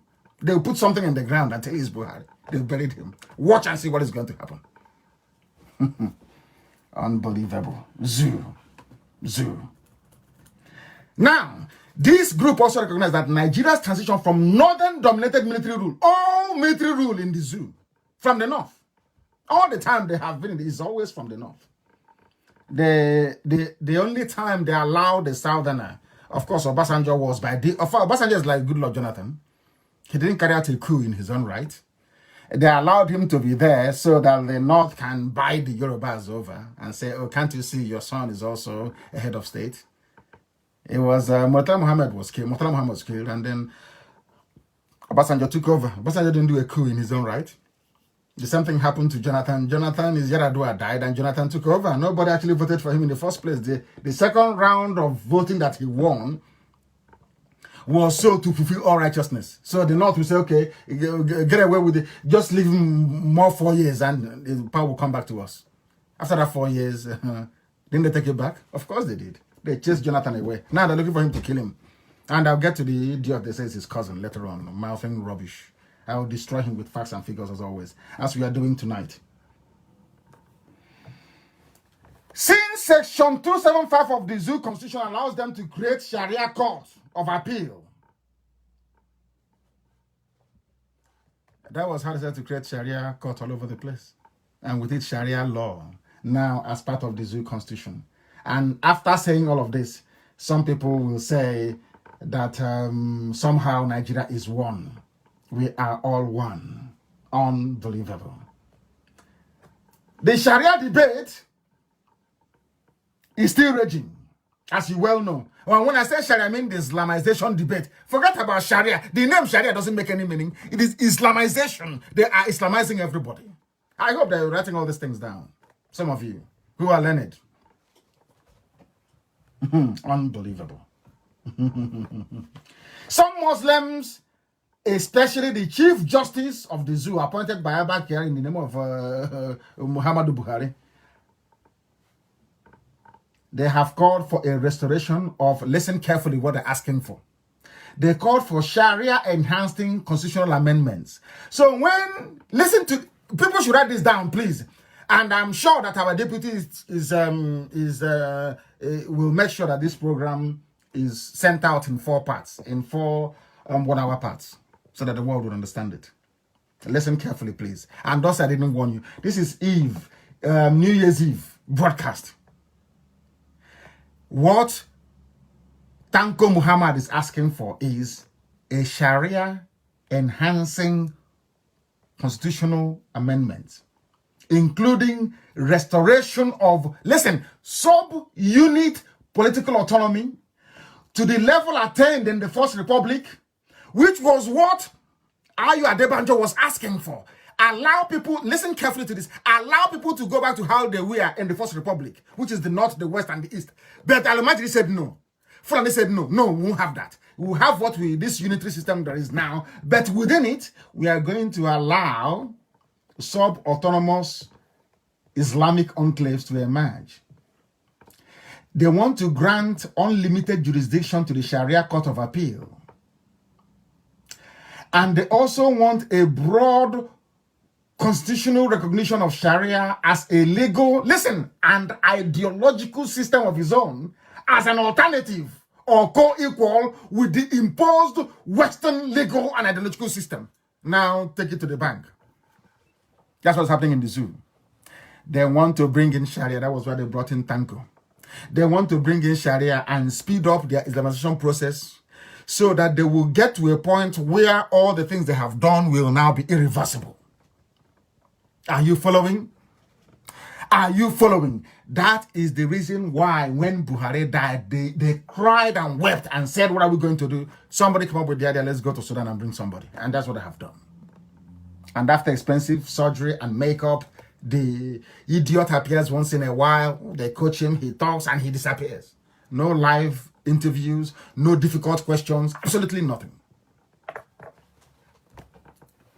Unbelievable, isn't it? I want you to record this. What Tanko is asking for is a restoration of sub-unit political autonomy. Fulani autonomy.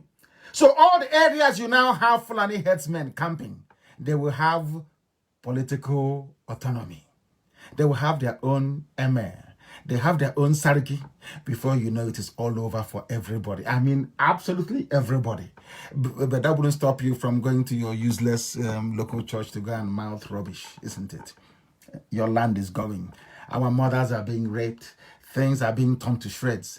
The man in whose name they are running the zoo, Muhammadu Buhari, came out and said, nothing can stop our agitation for Islam. Nothing can stop agitation for Sharia. And some of you are there, lazily sleepwalking into eternal damnation.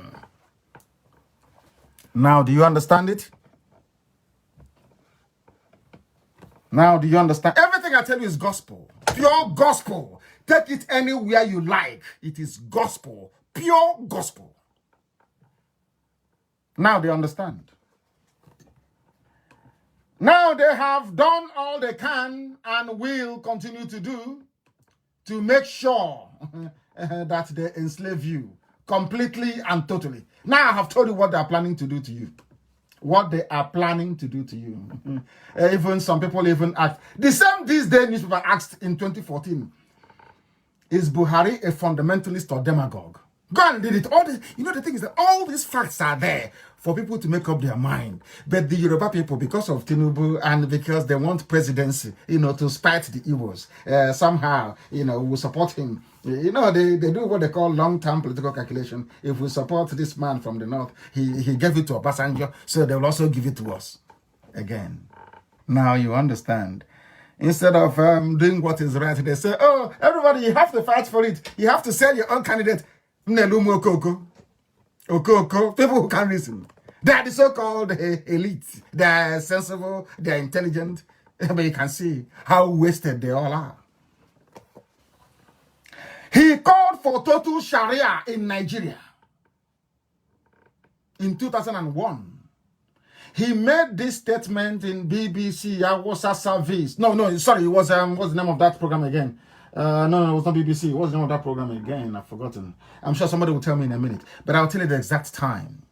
9:32 in the evening, 21:32, 27 of August 2001 was the day that Buhari called for total Sharia in Nigeria. So when you see Boko Haram asking for enthronement of Sharia, when you hear ISIS in West Africa asking for Sharia, when you hear Fulani headsmen asking for Sharia, when you hear Al-Qaeda in the Maghreb asking for Sharia, when you hear the Chief Justice of the Federation, Tanko Muhammad, asking for Sharia, you know the game is over, isn't it? Isn't it? I'm giving you the date. The time.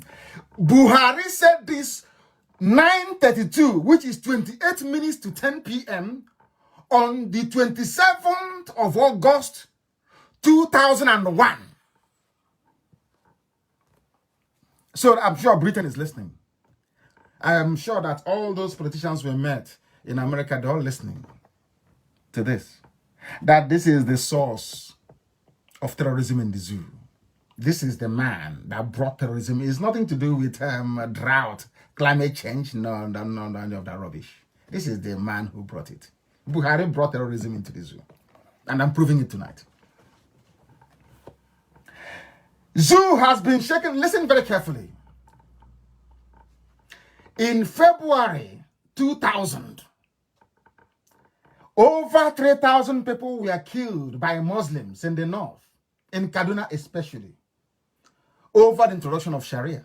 They introduced Sharia and they went on killing people. When people hear about Christian and Muslims, they clash. People don't know it is the Muslims who are killing the Christians.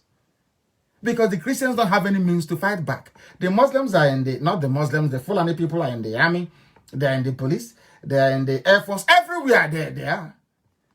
And they specialize in fighting local battles inside, local battles within. They never go outside. You never hear them posted outside. I want you to ask Buratai, which theater did you fight outside Nigeria before?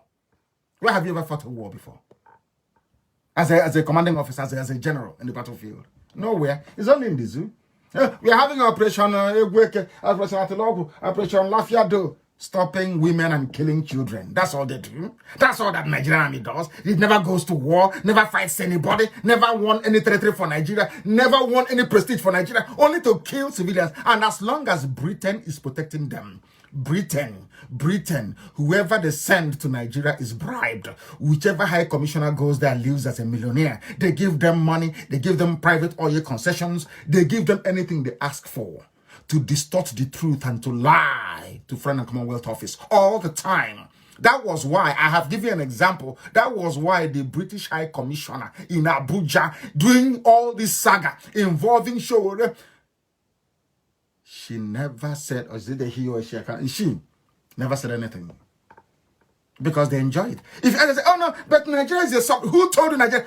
When did Nigeria become sovereign? Britain decides what happens in Nigeria. 3,000 people killed. What did Christians do? They went to pray, they went to fast, they went to sleep over, as a crossover. Heaven knows what they call it. And that one is gone. And the more they kill you, this happened in 2000. The more they kill you, the more you keep quiet, the more they kill more people. Do you understand it? The more they kill you, the more you keep quiet, the more they kill more people. The same thing happened to the Jews. They were killing them all over Europe. Until after the Second World War, they said enough is enough. We have to find the state of Israel. They went to Israel. From there, and they can now defend Jews all over the world. There's something I'm now saying to Christians all over Nigeria tonight. A strong, independent Biafra is for your own good. Because Nigeria will then know that if they touch you, we will come after them. They will leave you alone. No matter where you are. But if you think that you can stay in one Nigeria, and this stupidity will keep going round in a circle like people who are in a carousel, going round and round and round and round, that will solve anything, then you're deranged. Then you are deranged. 3,000 people killed in riots in Kaduna. One Nigeria. And let's unite this country. They keep killing you. The same people killing you are telling you let's unite. And you listen to them. Oh dear me. Oh dear me. Go to Vanguard, Guardian is there. Buhari calls for Sharia in all states. And you're telling me that they don't know what they're doing. That they are not the leaders of all these terrorist groups all over the place. His supporters in the north defended him when he said it. They defended him. They defended him. He was the one who told people to vote for only Muslims. Don't vote for Christians. You know. He also made his comments at a seminar organized by the Supreme Council for Sharia in Nigeria, a body that they set up in the late 2010s. Supreme Council for Sharia in Nigeria.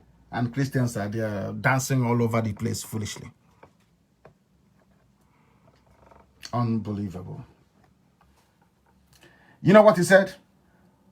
What remains, this is from Buhari, according to AFP, you know AFP, the Ocean French Press, which is a French news agency. Nobody can accuse them of the propaganda or lying. After all, they are the ones now benefiting from Nigeria. They give them so much money, AFP, so that when they're killing people, they won't write about it. Everybody will think Nigeria is peaceful and all loving, isn't it? AFP. You know what AFP said?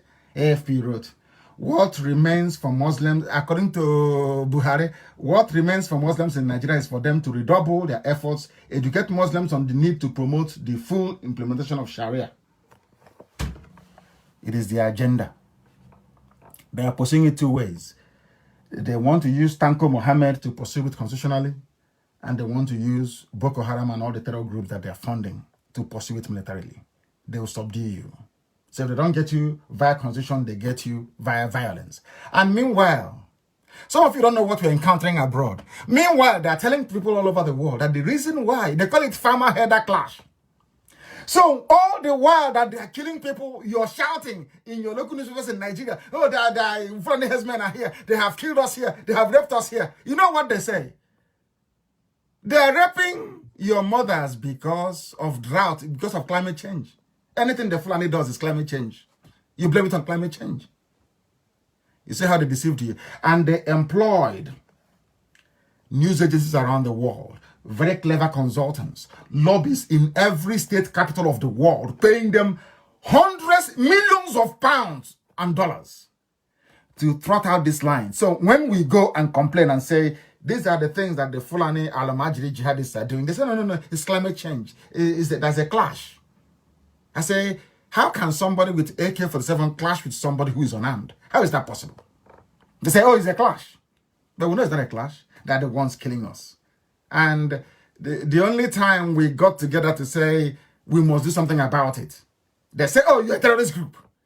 The people who are terrorists, killing people are not terrorists, so it's the people who are trying to organize themselves to say no to this evil. They are the ones who are terrorists. And some Nigerians foolishly joined them. You know, zoo now. Monkeys everywhere, unbelievable. Nobody can say that AFP is lying or not speaking the truth. There is also another group of people. They are called Open Doors. In case you don't know who they are, because what I am doing is to tell you the truth about what is happening in the zoo. And these are people who are watching from outside. The funniest thing is that some of these reports don't get the coverage it needs. We know that CNN has been bought over. We know that every news media in the UK has been bought. They know how to distribute money. Zoo, they know how to bribe people to shut them up. When I told you they came to bribe me, some, of course, I know that, you know I can't lie. It's only when they went to go and bribe Showore that it was made public. That's what they do. They bribe. If they try to bribe you and you say no, they try to frustrate you and you say no, they try to kill you. That's what they do. This is Open Doors. Open Doors, they support persecuted Christians all over the world. It's an independent group. Even Archbishop Welby of Canterbury said, I am grateful to Open Doors, who for over half a century have been doing this kind of work and have had a great influence in my life since the early 80s. I know this organization has the utmost integrity and they do their research very carefully and well. From Archbishop of Canterbury that loves the zoo. Now let me tell you what Open Doors said about the zoo called Nigeria. What I give you are the facts and figures. I want to prove to you that the zoo, I'm a Nigerian. I keep saying it all the time. Once you say you're a Nigerian, I know there is no hope for you. Absolutely no hope whatsoever. No hope whatsoever. I'm telling you the truth. Now listen to this very carefully. They asked a question, Open Doors, that the Archbishop of Canterbury, who loves the zoo and the fraud going on in the zoo, is saying they are an organization of immense integrity. They asked a simple question, rather. Why are Christians persecuted in Nigeria?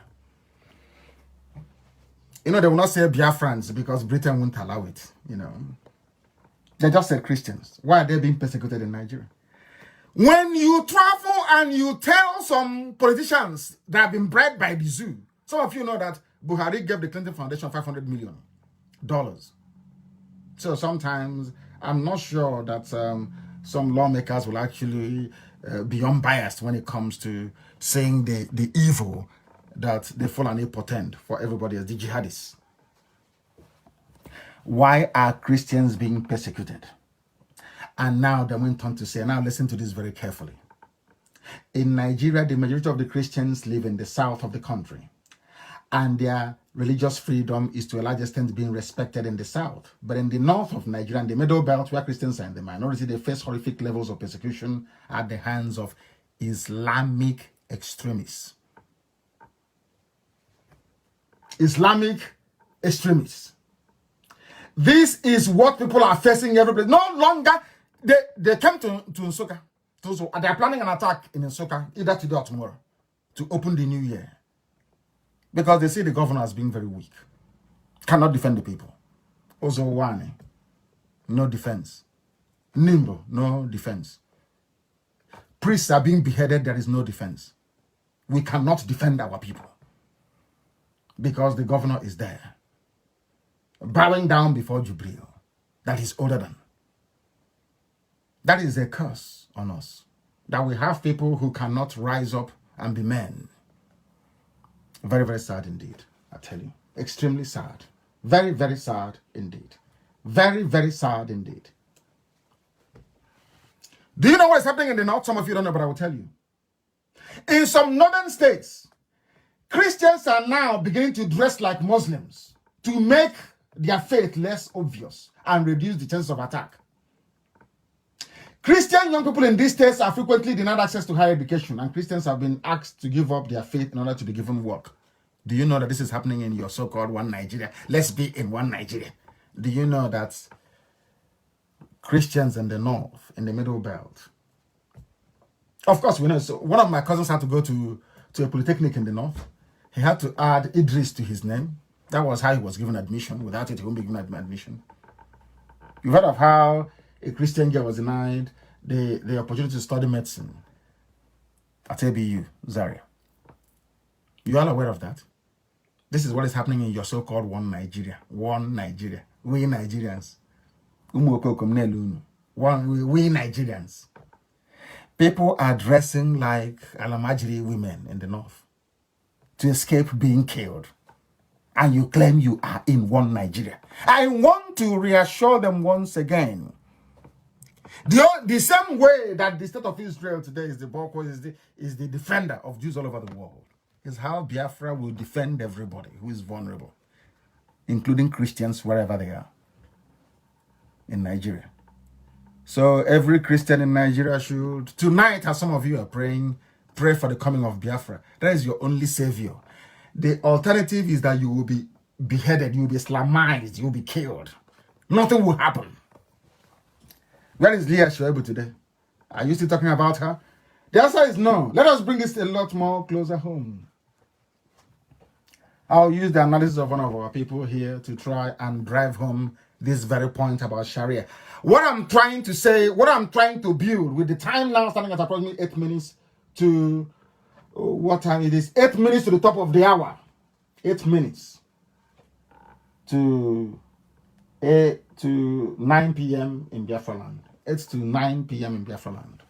8 minutes to 9 p.m. and the same number of minutes to the top of the hour wherever you are. I want you to understand the root of the crisis in the zoo. Some of you don't understand the Nigerian Constitution. You don't understand it. The Nigerian Constitution says that everybody is a Nigerian first.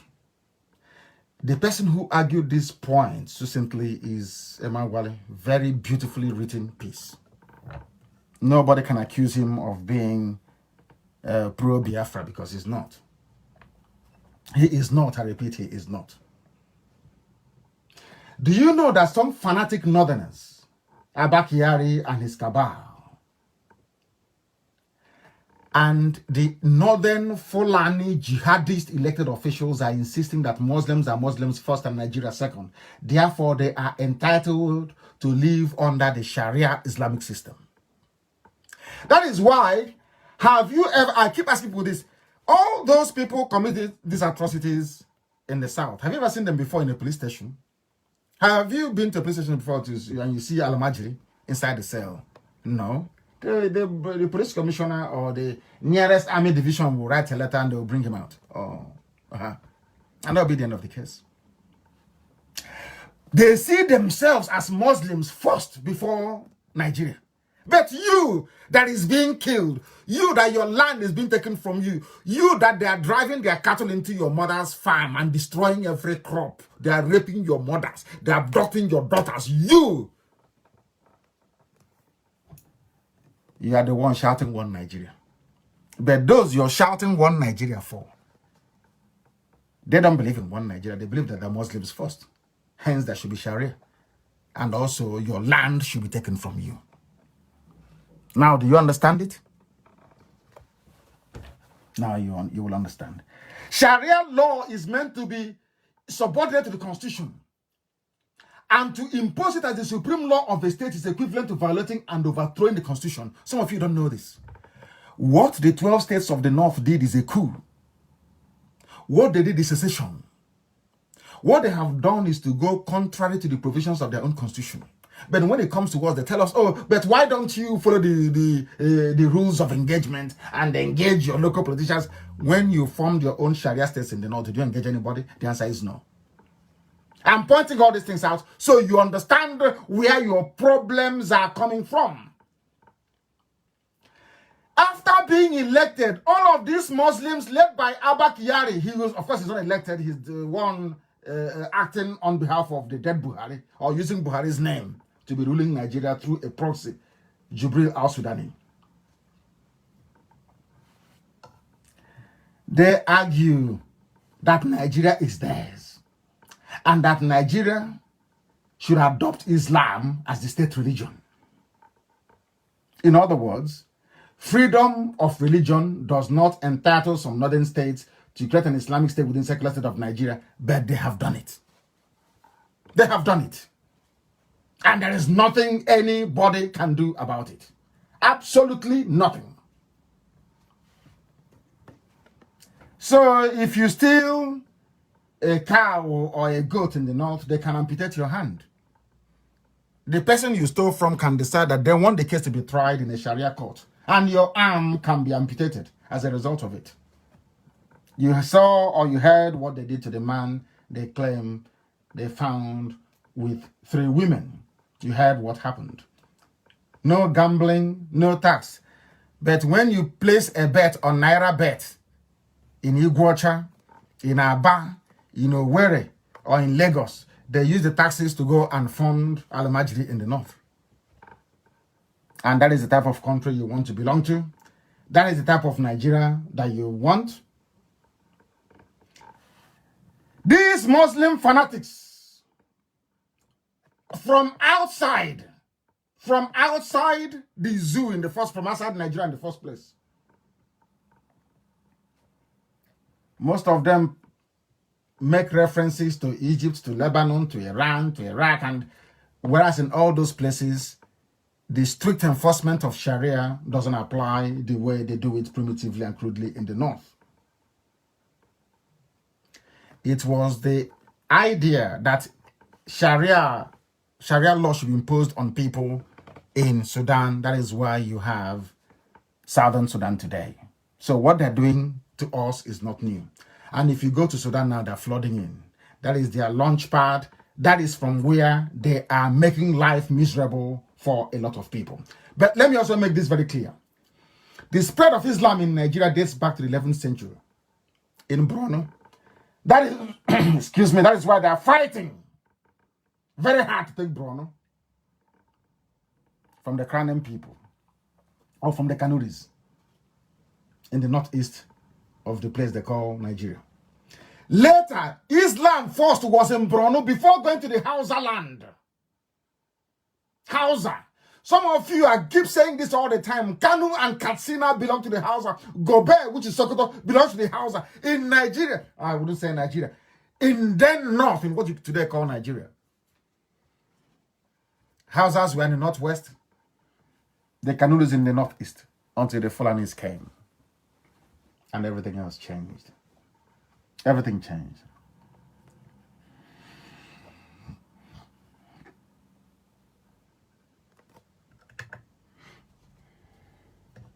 Very sad indeed. I weep for the people. Islam was quiet for some time, the religion of the court and commerce, and was spread peacefully by Muslim clerics and traders. Increasingly, trans-Saharan trade came to be conducted by Muslims. In the second half of the 18th century, a Muslim revival took place in Western Africa. The same thing they're doing today. You know, history has a very funny way of repeating itself. Some of you don't know that history repeats itself, but it does. It does. There was a religious revolution. It had a political element concerning state formation and state conflict. It united the Hausa states under Sharia law. In 1812, the Hausa dynasties became part of the Islamic State or Caliphate of Sokoto. The same thing that is happening today. They first come with Sharia law. The Hausa states that they were in 1812, the Hausa dynasties, the Habe monarchies of the north, the Hausas, became part of Islamic State. The same thing they're fighting for today. The same caliphate you have today. It happened in 1812. The same thing that happened in 1812, they want to do now. They're doing it today. The same thing.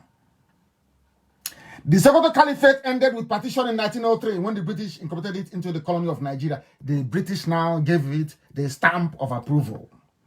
And including their Islamic legal system, they were retained and brought into the colonial period, but they came into our land in Biafra and they destroyed everything. They brought Kotoma. Our trial by jury system, which incidentally is what they also have, also in the USA. Britain destroyed everything. Gave us Kotoma. But in the north, they allowed their Almajiris to keep their caliphate system. That is what you're suffering till this very day. And we want the whole world to understand it. We want the whole world to understand it. And what is happening today? Some of you may not know, but we are telling you precisely what is happening in the zoo. And I want to tell you that the work IPOB is doing is hitting home. It is striking the enemy where it hurts. It's striking them where it hurts. And some of you must now begin to acknowledge this. Do you know that I said this the other time when the U.S. ambassador, Miss Mary Beth Leonard, visited Jubril in Aso Rock, claiming to be Buhari after they make up. Look at his face and look at his hand. You know they're not the same thing. Wrinkles on the face, the hands are so smooth. But that's the debate for another day. Do you know what Jubril said to the U.S. ambassador? Jubril said, this is what Jubril said. Concerning the human rights issues that is bedeviling Nigeria. This is what Jubril said to the American ambassador. I know that those with access have created an impression of being marginalized. Listen to the grammar. Those with access have created an impression of being marginalized. Who are those with access? Is IPOB because we are able to go to Washington? And who are those complaining of being marginalized? The same Biafran people. So we are hitting them very hard. Very, very hard, and they know it. We are hitting them hard and they understand it. They appreciate it and they know it. These are things that you need to know. So even Jubril himself, they understand it. They know. Because somebody said that Nigeria is on the brink. That Nigeria is on the brink. They wrote it. That this is an opinion and analysis by Western foreign policy observers preoccupied with the rise of ISIS then in the Middle East. They are asking them to wake up to the reality unfolding in Nigeria. They made it very clear that Buhari wants Sharia in Nigeria. I will continue to show open and inside me in my total commitment to Sharia movement that is sweeping all over Nigeria. God willing, we will not stop the agitation for the total implementation of Sharia in the country. Agitation, the person asked Buhari, agitation, is this an indication that Mr. Buhari supports violence? These are Western foreign analysts telling the whole world that this man is a violent criminal. That some of you would not listen, you will not have it. Against this background, we have the likes of Miyet Yala that raped and killed our mothers today. Miyet Yala that raped and killed our mothers. That raped a woman to death. Miyet Yala raped a woman to death in Ebonyi. You know what they said? Southeast governors committed to Nigeria's unity. Now you know where your problems lie. These are the issues bedeviling us, and these are the things that we are working to make our people working very hard to let Biafrans understand that these people you call your governors, that they are there to destroy us as a people. They won't understand it. It is now happening. It is now happening. The time now is approximately 9 p.m. in Biafra, 3 minutes past 9 in the evening, and we are proceeding with it. We are continuing with this very broadcast because we are heading somewhere. We want to build, should I say, the context, and then we land. You now know that IPOB is fighting very hard for you. Even Jubril opened his mouth to acknowledge it. You now also know that Buhari, before he died and Jubril took over, they were working for what is happening today. That was why they appointed Tanko Muhammad to be doing what he's doing today, canvassing for Sharia. The same thing they did in 1812, in 1802, 1812 to the Hausa people is what they're doing to everybody now, as I warned you. That time they were fighting for corruption and the enthronement of Sharia, the same thing they're doing today. But some of you are too blind, you cannot see.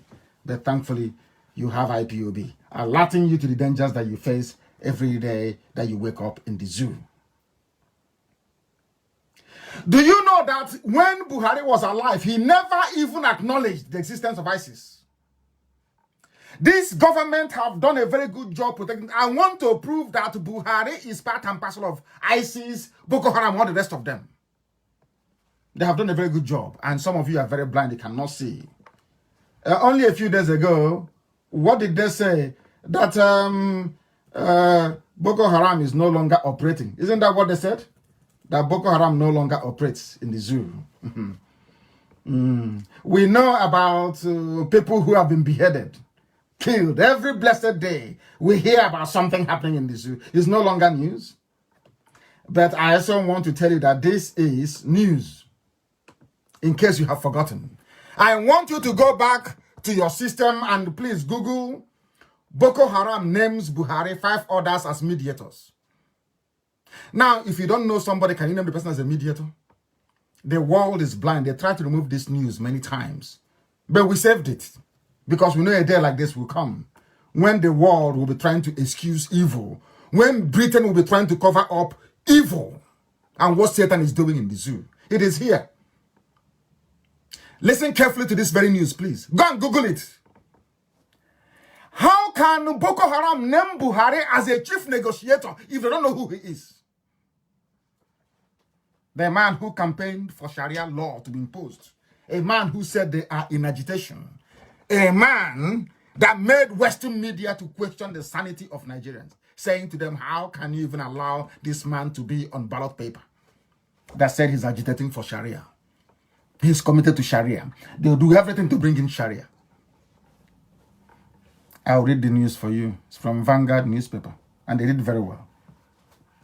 The leadership of Jama'atul Ali Sunnah leader Awati Wal Jihad, that's their name, they are known as Boko Haram, has named the former head of state and presidential candidate of CPC, then that was the party from General Muhammadu Buhari, among 6 prominent northerners, always Fulani, to mediate the group and the federal government.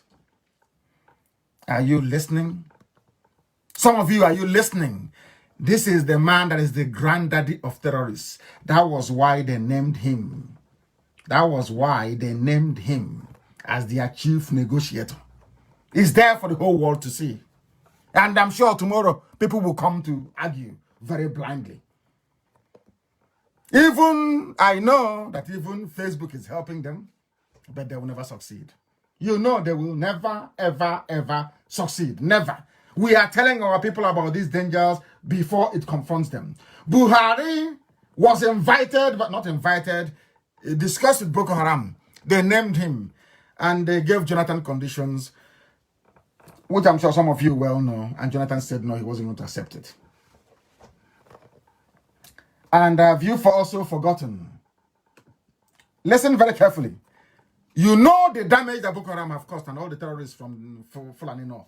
You know what they have done, don't you? I also want you to Google this, very, very important.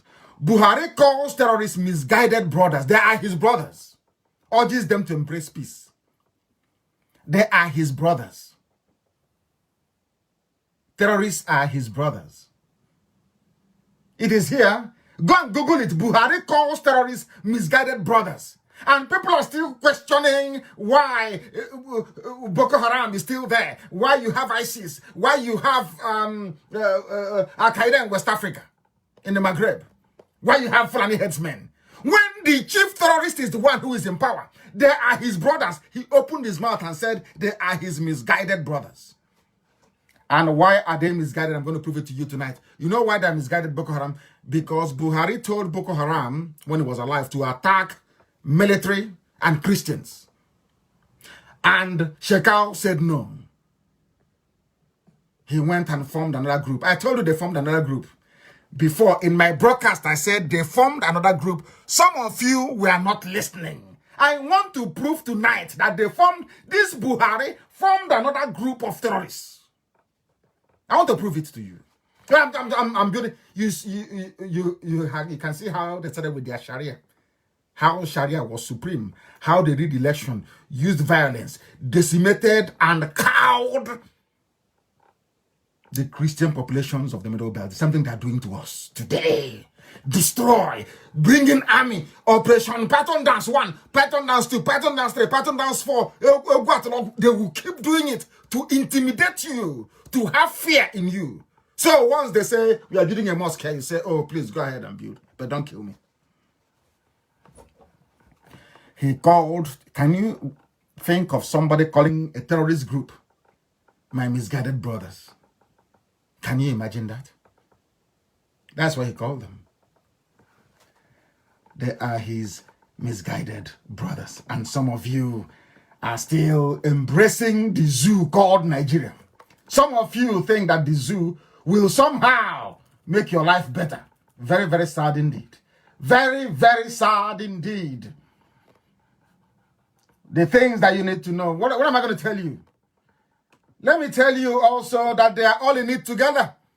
Buhari, Abba Kyari, El Rufai, Sultan of Sokoto, all these people are in this killing game together. All of them, they are in it together.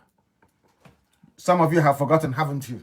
Because you have a very shallow memory. You are Nigerians, you don't reason very well. Very shallow memory some of you have. I want to tell about a man called El Rufai and the Kaduna killings. Have you forgotten? Go and Google it. It's from Punch newspaper. El Rufai and Kaduna killings. These are the people you call politicians, our leaders. They are the terrorists in office. These are pure terrorists in office. But you don't know, do you? And we are here to tell you. Boko Haram are your brothers. They are your brothers. Boko Haram, they named you as the chief negotiator. You know nothing about them. Unbelievable. Unbelievable. Kaduna State Governor Nasser El-Rufai made a startling revelation last week. Not this, I'm telling you, when was this story published? It was on December the 9th of 2016, 3 years ago. That diminutive short devil called Pinchomi, but he's like a pygmy, El-Rufai.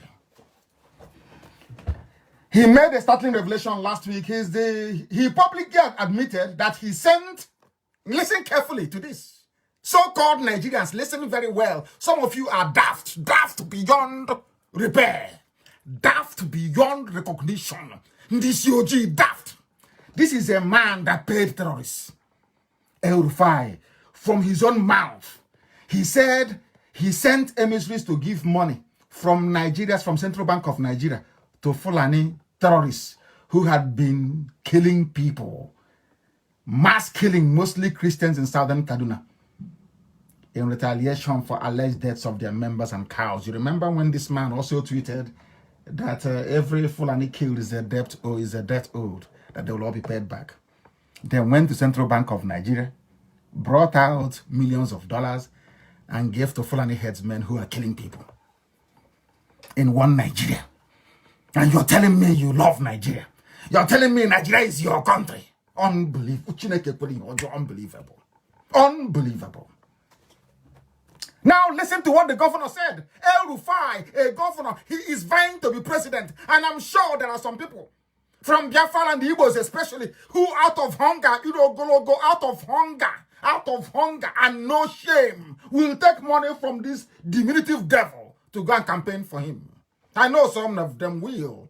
They are evil, that way, no shame, no class, no honor, and no dignity. Do you know what he said? I said go and Google it. I don't know why I'm reading this thing. So go and Google it yourself.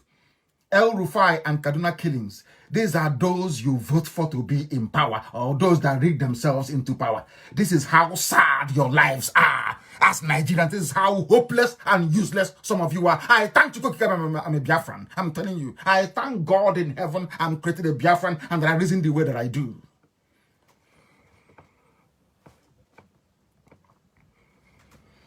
Unbelievable. There's something they are trying to do to us. They're doing, it was what they did to Yorubas in Kwara State, in Ilorin. They subdued the Yoruba, they subdued them, put them under the rug. Put them under the rug and said they're nothing. You rule when we say you rule. That's why it's only been Obasanjo, nobody else. When Abiola came, they said, no, you're a Muslim, but no, you're whatever they call them. You're underneath us, you cannot do anything. And Obasanjo agreed to give them Sharia outside the constitution, and they made him the president. Now you understand it. Now you know why they hate IPOB. Now you understand why they think they can shut us down, but they cannot. It is impossible. They know they are fighting a losing battle. They know they can never defeat IPOB. It is impossible because we keep exposing them. The whole world will hear about, the whole world will know what El Rufai has done. They cannot cover it with bribery. It's not possible. It's there in black and white. Listen to what El Rufai said. You know, Nigerians, I don't know what is wrong with them. I can't understand those people, honestly.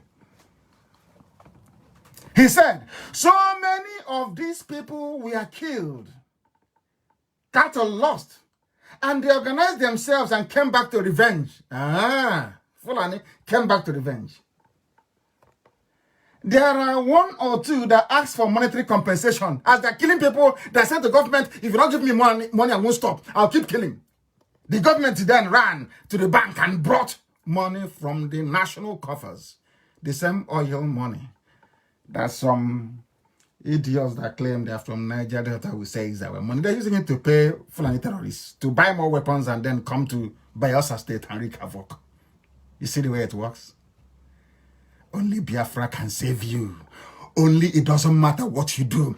You can dance from here to heaven and back. Only Biafra can save. Only Biafra can save the Christians in the Middle Belt. Only Biafrans can save everybody everywhere in the zoo. If you don't want this jihad to swallow you, if Jonathan doesn't want this jihad to swallow him, he needs to support Biafra. If you don't want to be consumed in this rage of the Fulani, marxed in Islamic extremism, then you must join IPOB, you must join Biafra, or else you're finished. Remember, I told you they will use it, they will dump you. I told the Shomole, they will use it, they will dump you. The same thing will happen to Tinubu, they will use it, they will dump you.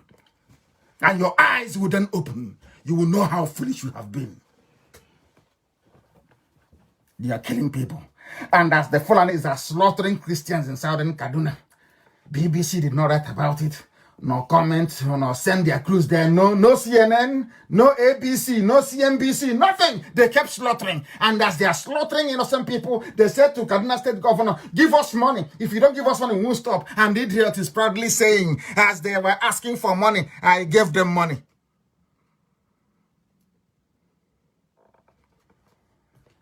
Unbelievable. Unbelievable.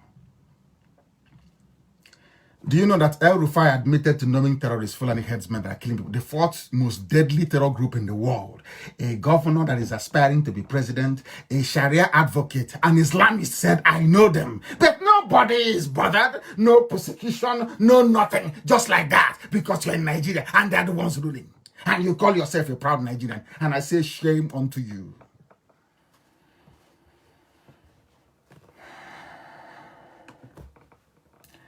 Nigeria, they have an anti-terror law in Nigeria that says that aiding and abetting terrorism is a crime. It's in their constitution. But because it is El Rufai, nobody will go and arrest him. Nobody will do anything. All they do is to beg for unity. Let us be one. Instead of Yoruba to rise up and stand on their 2 feet as a great nation that they were in the past and say enough is enough. Enough is, forget this oil, forget this fear of oil and gas from the east. We will give it to you for free. Stand up as men that are begging for unity. Let's unite. We are telling you that the man in charge, in whose name the zoo is being run, is a terrorist. Buhari is a terrorist. El Rufai is a terrorist. It's very clear. The laws of Nigeria says that aiding and abetting and concealing terror and terrorists is an arrestable offense. It recommends life imprisonment or death penalty. You see? Oh, dear me. Why? These people, I feel sorry for them. It is called the Terrorism Prevention Act of 2011 and Amendment Bill of 2012, with amendments to Section 17 that states very clearly, any person who does, attempts to, threatens to, promotes, assists, or facilitates terrorism in any way or manner, or participates in terrorism financing, commits an offense, and is liable to, on conviction, to life imprisonment, or a fine of not less than 150 million naira, or to both the time of imprisonment and the fine. But the man came out and told all of you, as foolish as you are, and the Yoruba media gladly carried it, and no problem. Yes, sir. Yes, Your Excellency. Yes. Oh, Your Excellency, you met the terrorists. Yes, I met them. Okay, Your Excellency. Oh, that's good. Oh, how much do they want? I gave them $200 million from Central Bank. Oh, Your Excellency, that's good. God bless Nigeria. And you're a journalist. Unbelievable. Unbelievable. The law is there. What El Rufai did is a prosecutable offense. He should be in prison or dead by now. He went to Central Bank of Nigeria. Who gave him the authority to go there? I have no idea. He went and took money. He's a Fulani oligarch. He's a Fulani warlord. He went to Central Bank, took money and gave to terrorists. They went and bought more weapons and came down to Ozowani and killed people. This time Fulani, that your Igbo governors are working with, that they are working together. And I'm asking all these foolish Igbo governors, what is it you're doing now that Azikiwe didn't try to do to civilize people who are uncivilizable? To try to make them see light when they prefer to dwell in darkness. What is it that you're going to do now? What manner of appeasement didn't Afonja do in Ilorin before losing Ilorin to them? Why can't people go back to history and understand that those that ignore history run the risk of repeating it all the time? The same thing that happened in the past will happen again. It will happen again. They are working with them. Now tell me if these are not terrorists. These are the people that you call your leaders. They are the ones financing terrorism. They are the ones financing it. Fulani regime of Abakiyari should start fighting terrorism from within. In Aso Rock, they are all terrorists. I think that Trump should come and arrest all of them in Aso Rock. They are all terrorists, all of them, including El Rufai, including Sultan of Sokoto. These are the arch-terrorists you have in Nigeria. The sponsors of terrorism. These are the people. They are fighting to impose Sharia by force. The same thing they did. Now, I was saying to all of you before, but you wouldn't understand, do you? And this evening we go. I want to bring the program to an end. But before I bring it to an end, now let me just tell you exactly where we are. Remember, oh my goodness me. Oh dear me. This man called Abu Musab Habib bin Muhammad bin Yusuf al-Banawi is the son of Muhammad Yusuf of Boko Haram. But I give it to Boko Haram that they only became militant when Muhammad Yusuf was killed. I understand that, and I give them that. And I also said to some of you before, but you were not paying attention. I said that when Buhari said that Boko Haram was misguided, it was because of the way that Boko Haram were bombing mosques also in Maiduguri, in Borno State, trying to forcibly convert the Kanuri people to their brand of Salafist Islam. I don't know if you're paying attention or not. I don't know if our people were listening or not, or maybe the subject is too complicated for the average black African mind to comprehend. Is what I'm saying too complex? I don't understand it. What I'm saying, is that too difficult for any discerning mind to digest? Buhari called Boko Haram his brothers and said they are misguided. The reason why I said that is because they are not doing what they agreed they should be doing. Attack Christians, burn churches, fight the military, instill fear and terror into the people so we can spread Islam. That's their game plan. Boko Haram said no. And what did Buhari do? Buhari, the dead one, with Abakiyari, Sultan of Sokoto, El Rufai, all this cabal, what did they do? Oh dear. What they did is that in 2015, Iswa was born. Now listen, very, very carefully, please. I repeat, in 2015, Shekau pledged allegiance. You can go and Google this. Shekau pledged allegiance to Abubakar al-Baghdadi's Islamic State. This is the supposed Nigerian pledging allegiance to the most deadly terror group in the world. And how are they known? They behead Christians. Follow this very carefully, please, this night. However, Islamic State withdrew its recognition of Shekau in 2016 and instead transferred it to al-Banawi's faction, referred to as the Islamic State of West Africa. This is what I was telling them in Washington, D.C. There is ISWA, Islamic State of West Africa. Do you know who was financing ISWA? Muhammadu Buhari. And I will prove it to you tonight. Oh, Shekau's faction did not disappear but continued the operations. The primary difference between the two appears to be that Shekau's faction takes a harder line on who is an apostate Muslim and therefore deserving death. Understand this. Why Shekau bomb mosques in Borno is because they are apostate Muslim. They are not the true believers of Prophet Muhammad's teaching. That was why he was bombing them. But Buhari kept calling him my brothers. Please do not bomb people. Do not bomb your fellow Muslims. Focus your attention on Christians, churches, and non-converts. That was their point of departure. Shekau said no. Buhari used his influence to put all the weight behind al-Banawi. And who is al-Banawi? The son of Muhammad Yusuf. Now, how do we know that Buhari was involved? How do we know? How do we know? How do we know? Because some people do not follow history very well.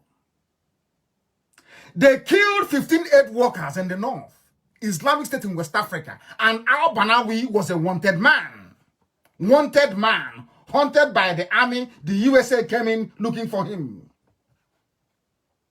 The USA came in looking for him. His name, go and Google Khalid al-Banawi, Nigeria's Islamist group head, arrested. He was arrested. They were looking for him. The US were looking for him. They killed 15 aid workers. They were looking for him. The United States of America placed a bounty of 3 points. Let me also tell Abba Kyari tonight. I want to let Abba Kyari understand something tonight. I want to let the Asarok Cabal understand something tonight. I've not given these facts to US lawmakers yet. I'm going to give it to them. I was struggling to prove this link, to give them physical evidence. This is from the BBC. Your friend, the BBC. They published it. Listen carefully. Khalid al-Banawi was captured in Lokoja, in Kogi State.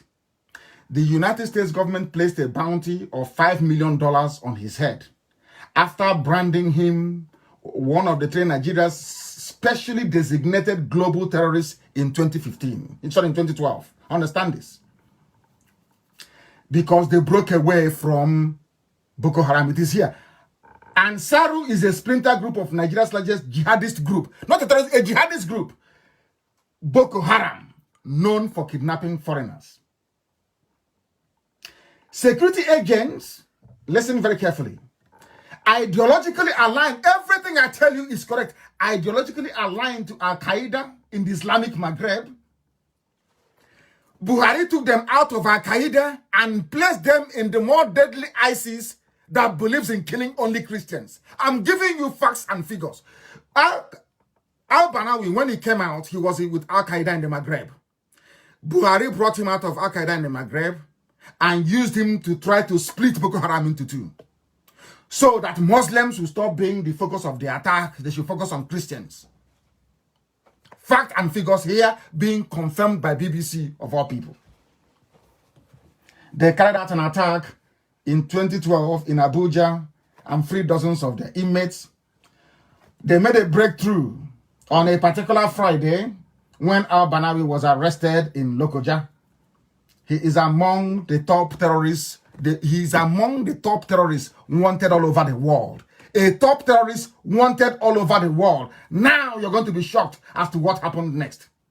Because I warned US lawmakers that we Biafrans, Judeo-Christians especially at large, are always at the receiving end of any Islamic backlash whenever the US government attacks any high-profile targets, be it in the Middle East or anywhere around the world. And they beheaded 11 Christians because al-Baghdadi was killed. Al-Baghdadi is not a Nigerian. It happened in faraway Iraq. But to tell you the level of Islamic jihadism in Nigeria, there was where they killed 11 Christians. Not in Egypt, not in Sudan, not in Yemen, not in Saudi Arabia, but in Nigeria. To underline the fact that Nigeria, or to give the impression to the world that Nigeria is an Islamic state. The lobbying firm for Nigeria in the zoo, they're called Barnard. They were briefing against us, saying that everything we are saying is a lie. But this is from BBC. Confirmation that there was a time that, oh dear me, unbelievable. That Buhari is the chief sponsor of terrorism. And in Abuja, they started the trial. Nigeria will begin trying Boko Haram suspect detained in military camp for months. Cases will be handled by Justice Ministry, not DSS. Now, do you understand? Cases of IPOB on the case of El Zakzaki or Sambo Dasuki or Shore were handled by DSS. But when it comes to Islamic jihadists and killers and terrorists, they now transfer the file to Ministry of Justice. Why have there been a delay in prosecuting them? They said because there's been issues with facilitating their arraignment. They said all is now set for them to appear before justice. Who was the justice actually trying them? I think it's not Bintan Yako. Is it Bintan Yako that tried them? No, it's not Bintan Yako. I'll get the name of the judge in a minute. They said there are 1,600 detainees that will be tried. Despite claims by Nigerian forces that Boko Haram were arrested and were in custody, nothing happened. They released them and some of them joined the Nigerian army. Boko Haram continued their attacks. They continued their attacks. This was a people. America placed $5 million on the head of these very people, especially al-Banawi. They placed $5 million bounty on his head. Do you know what happened? Al-Banawi was in court. Ask them today, where is Al-Banawi? He was released from court in Nigeria. Despite the fact that America placed $5 million on his head. I want everybody to ask Malami. Go and ask the DSS director. Ask Abba Kyari in Asorok. This is what I'm going to ask American lawmakers to ask Nigeria. If you claim you are not aiding and abetting terrorists, how come you arrested one of the most wanted terrorists in the world, Khalid al-Banawi, the son of Yusuf Muhammad, the founder of Boko Haram, and you released him from custody? Go and do your research. That is conclusive proof that this Asorok you see today, Sultan of Sokoto, El Rufai, they are all in this Islamization agenda together. And they are using their terrorist groups to prosecute this very war. But some of you are too blind, you cannot see. But thankfully, you have IPOB. I rest my case. Where is al-Banawi today? He was wanted. BBC said you arrested him in Lokoja. He was all over the world. You arrested him. Where is he today? He was released from Abuja High Court on the orders of the presidency. And the Trump administration will hear this, of course, in the next few weeks, with all the facts and figures. And at least American lawmakers, they have conscience. They will rise up and they will speak against evil. Now the world, you understand it. Now you see the reason why Facebook is not hacking, but basically frustrating my account. You can see the reason why they keep paying and they keep shelling out money to stop this very marvelous work that God is using IPOB to do. Now you understand it, don't you? All of you now understand it. Where is Al-Banawi? I want the media to ask Abba Kyari. Al-Banawi was arrested in Lokoja. Where is he? Where is Al-Banawi? Where is he today? Where is he? Where is Khalid Al-Banawi? Where is he today? Where is he? You have arrested him. Where is he today? They released him. They released him. They released him because that is the way that the zoo flows. That is the way that Nigeria functions. That is why this same person that Nigeria released is the one responsible for beheading 11 Christian captives in Nigeria as retaliation for al-Baghdadi's death. Now you all understand it, don't you? You now understand it. They were beheaded by ISIS in West Africa, led by Khalid al-Banawi, released by Nigeria from detention. Soldiers captured him in Lokoja. They took him to Abuja. Asorok gave the order and he was released to come back and slaughter 11 Christians in Nigeria. Very, very sad indeed. In the north, in the areas that they control. Very, very sad indeed. From independent observers, it has been proven beyond every reasonable doubt. Every reasonable doubt that Buhari, that now in fact I have the this day headline. It says Buhari military offensive against Boko Haram anti-North. You have all forgotten that, haven't you? When Hejrika was fighting the North, I was telling Jonathan's people, Hejrika removed Hejrika because of what the North said. Buhari said, military offensive against Boko Haram anti-North. You know what they did? They went and removed it from Google. But we still have the picture. If you Google this very headline I've said, go to the images, you will see it there. Maybe by tomorrow morning they'll remove it. What other proof do you need that Nigeria is a den of terrorists? From the government to the permanent secretary, everybody in Abuja that is Islamic, that is Fulani, is a terror financier. They are all terrorists. They go to the Central Bank of Nigeria, they bring out money and they give it to terrorists. They arrested one of the top terrorists in the world, $5 million bounty on his head. They took him to Abuja. From the law court, he was released in Abuja. And you're telling me that Buhari's regime is not responsible for what is happening. Very, very sad indeed. Very, very sad indeed. Everybody's writing it, that they have now regained strength. They have regained strength. Do you know when all this thing started? Some of you do not know, but I will tell you. It started with Maitasine. Do you know him? He wanted to bring jihad. He wanted to bring a new way of Islam.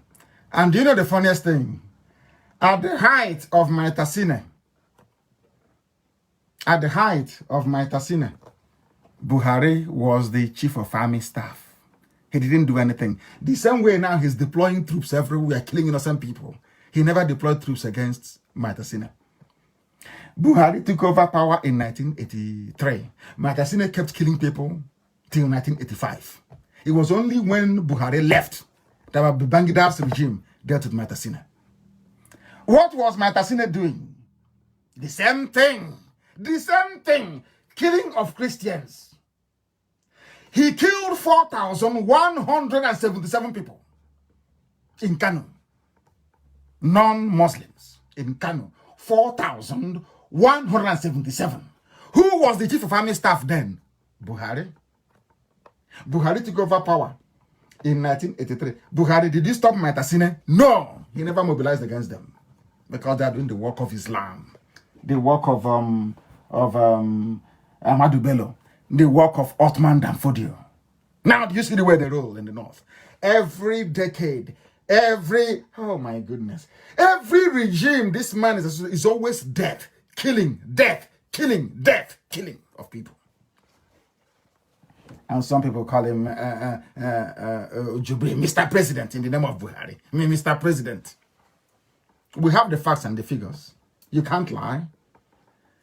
They killed many people. It was untrue. 4,177.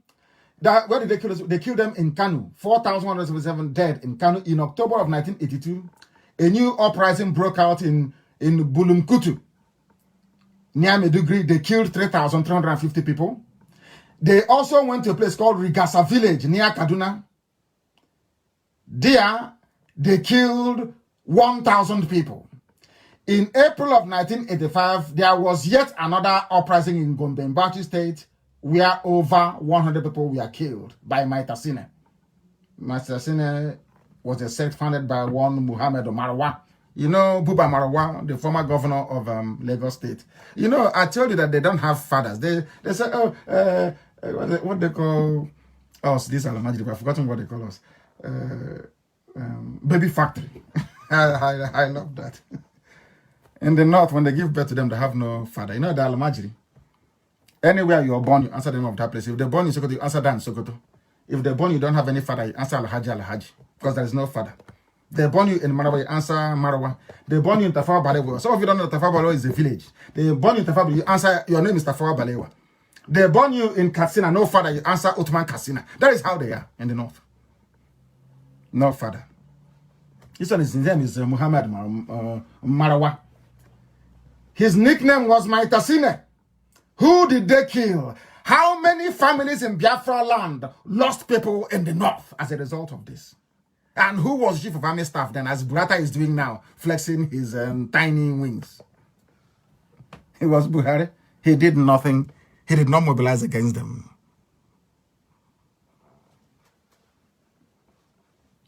And some of the cowards from the West will not learn.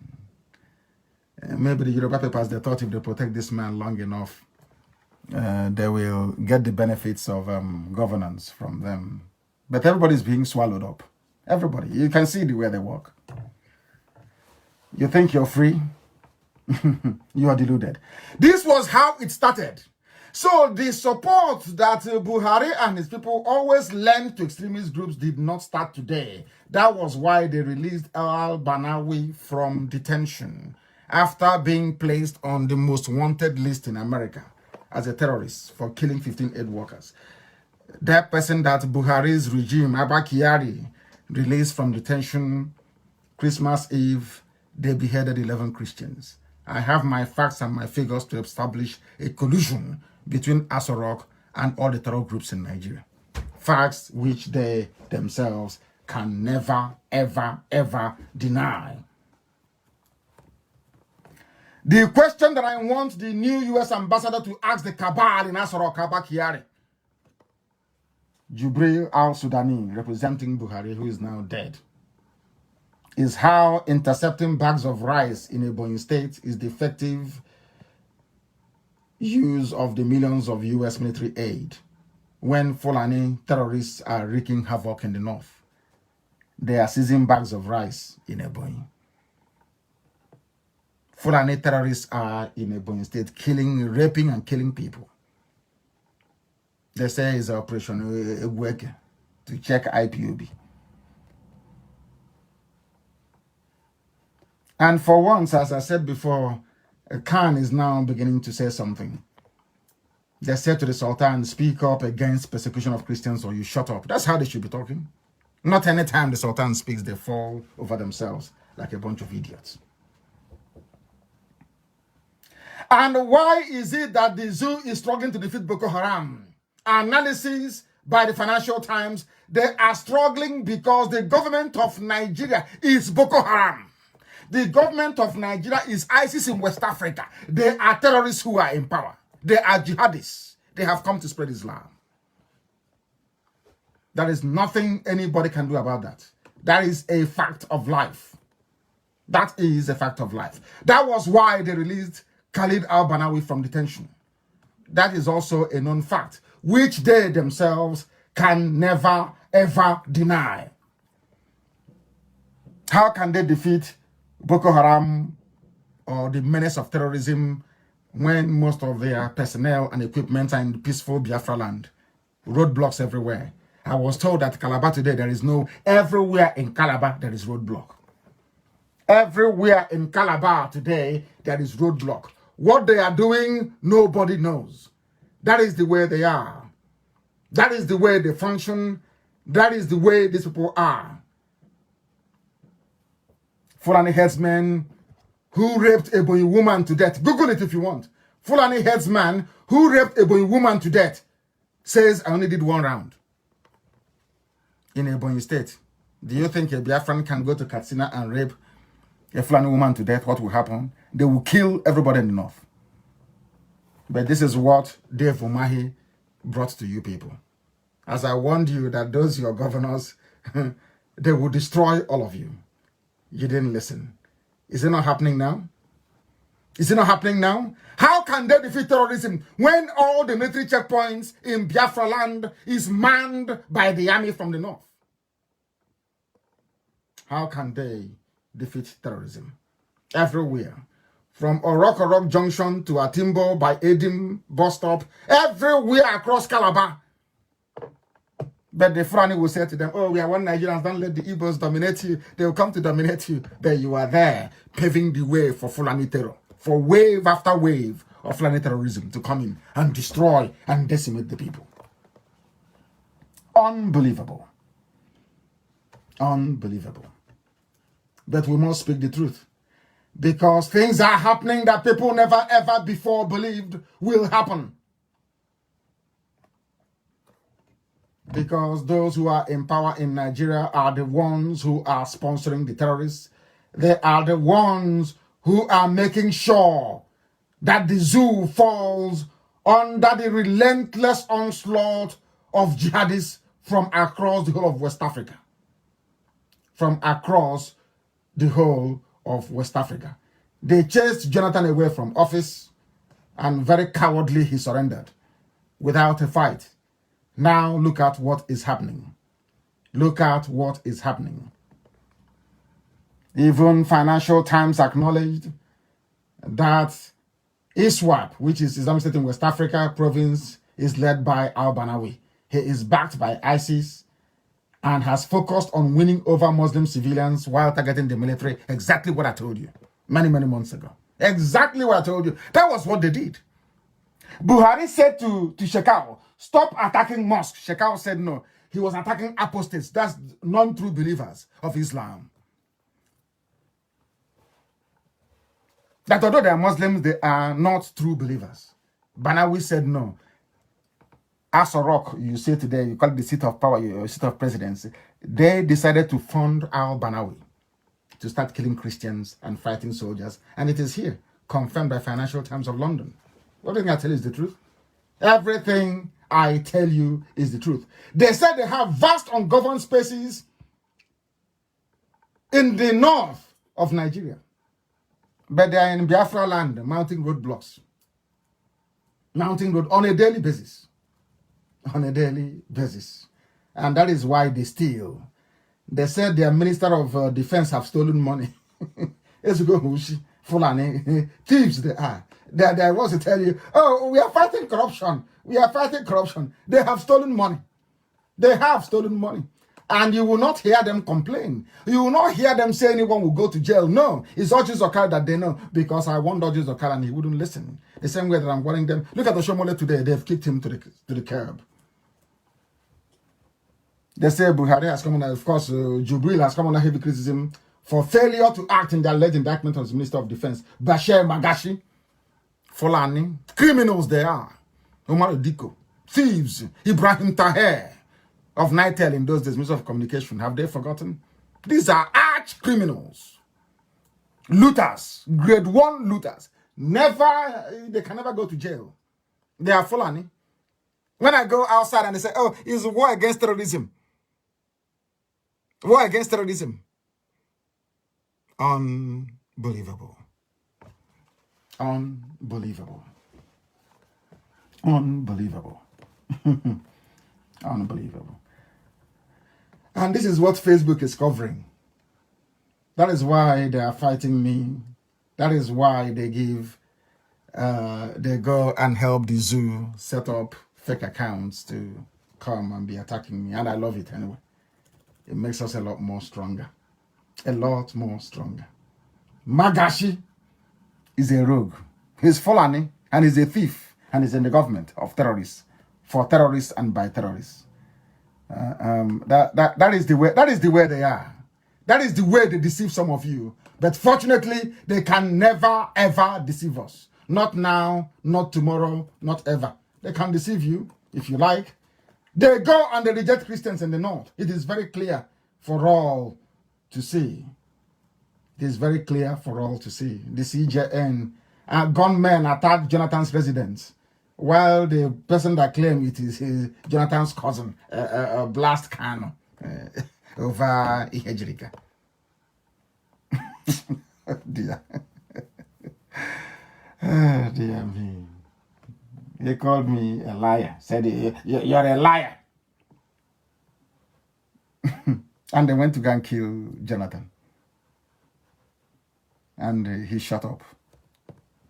Natural born, wretched cowards. People who are slaves and will remain slaves forever. What happened to Adaka Borough and Kanserewa never taught them any lesson. They don't believe in reading history and learning from it. They will always serve the master. Jonathan was playing the good boy, the good president. Look at him today. Did it stop them from coming to look for him to kill him?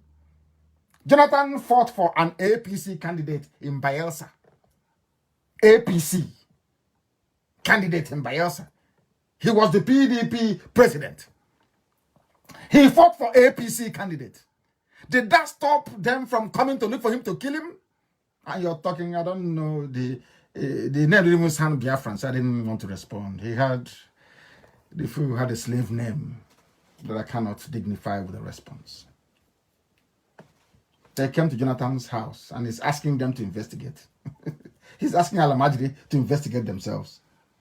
Unbelievable. They are the ones now telling us that Boko Haram will use chemical weapons because they know what they're doing. They are the ones funding the manufacture of the chemical weapons. The same people you have in Asoro are the ones obviously advising them on what to do. When you see the Nigerian government, you see the face of Jubril, heavily made up, of course. Look at his hands now. Maybe tomorrow they're going to put latex on his hands to give him some wrinkles. Look at his hands and look at his face. They're not the same people. Or the same person, so to speak. Go and look at it now. There's, the Nigerian government, the cabal. They came out, when I was telling you about the cabal, did you believe me? They came out and said, oh, the cabal exists. They are also human beings. So those that claim that Buhari is a no-nonsense general, if Buhari were to be alive, do you think he would tolerate people talking about his government in those terms? There's a cabal running the government. Aisha will come, they'll lock her out. And she'll be lamenting on a widely circulated video. And you say Buhari is alive? Hey. This UG, black, very sad indeed. Very, very sad indeed. Compare the crimes of Boko Haram, of ISIS in West Africa, of Al-Qaeda in the Maghreb, and the Fulani headsman Miyetti Allah. Has IPOB done anything wrong compared to these people? But they're the ones in the army. They kill you, they recruit them, they put them in the army. They kill you. Herufai will go to Central Bank and give them money. They kill you, they protect them. And you're still shouting one Nigeria. You're still shouting one Nigeria. And you're telling me that somehow you are normal. You're telling me that somehow all is well with your brain. I doubt that very much. I doubt that very much. When Buhari was alive and calling for full Sharia implementation, why won't the CJN be emboldened? Buhari, I declare, is the modern father of terrorism in Nigeria. Buhari is the chief terrorist. And that is going to be our campaign to the whole world. Facts and figures to substantiate and back up everything we are saying. Insurgency and Buhari's call for full Sharia. Also, the news is everywhere. Everywhere. Unbelievable. Buhari was given an opportunity in 2001 to choose between Nigeria, a secular Nigeria, and fundamentalist Islam. And he said, I choose Islam. It's in Vanguard newspaper of 24th of December 2014. Go and Google it. Insurgency and Buhari's call for full Sharia. Insurgency, which is Boko terrorism, and Buhari's call for full Sharia, they are one and the same. Is carried by Vanguard newspaper. Insurgency and Buhari's call for full Sharia. Some of you, I don't want to speak against what Chukwuka Kabiama has created, honestly speaking. Some of you make me want to speak against what God has made, and I can't. I can't. It's there for all to see. But you don't read. You read only this person said this about that person said this about the other person, all rubbish, total and gossip. That is the news. Insurgency and Buhari's call for full Sharia. The two are the same. Vanguard newspaper is there. Go and Google it. You will see it. Very, very shameful. Very, very shameful indeed. They went on to claim that they released Showore and Dasuki on compassionate grounds. No longer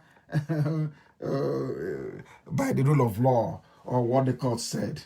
That tells you all you need to know about the damnable Zoological Republic.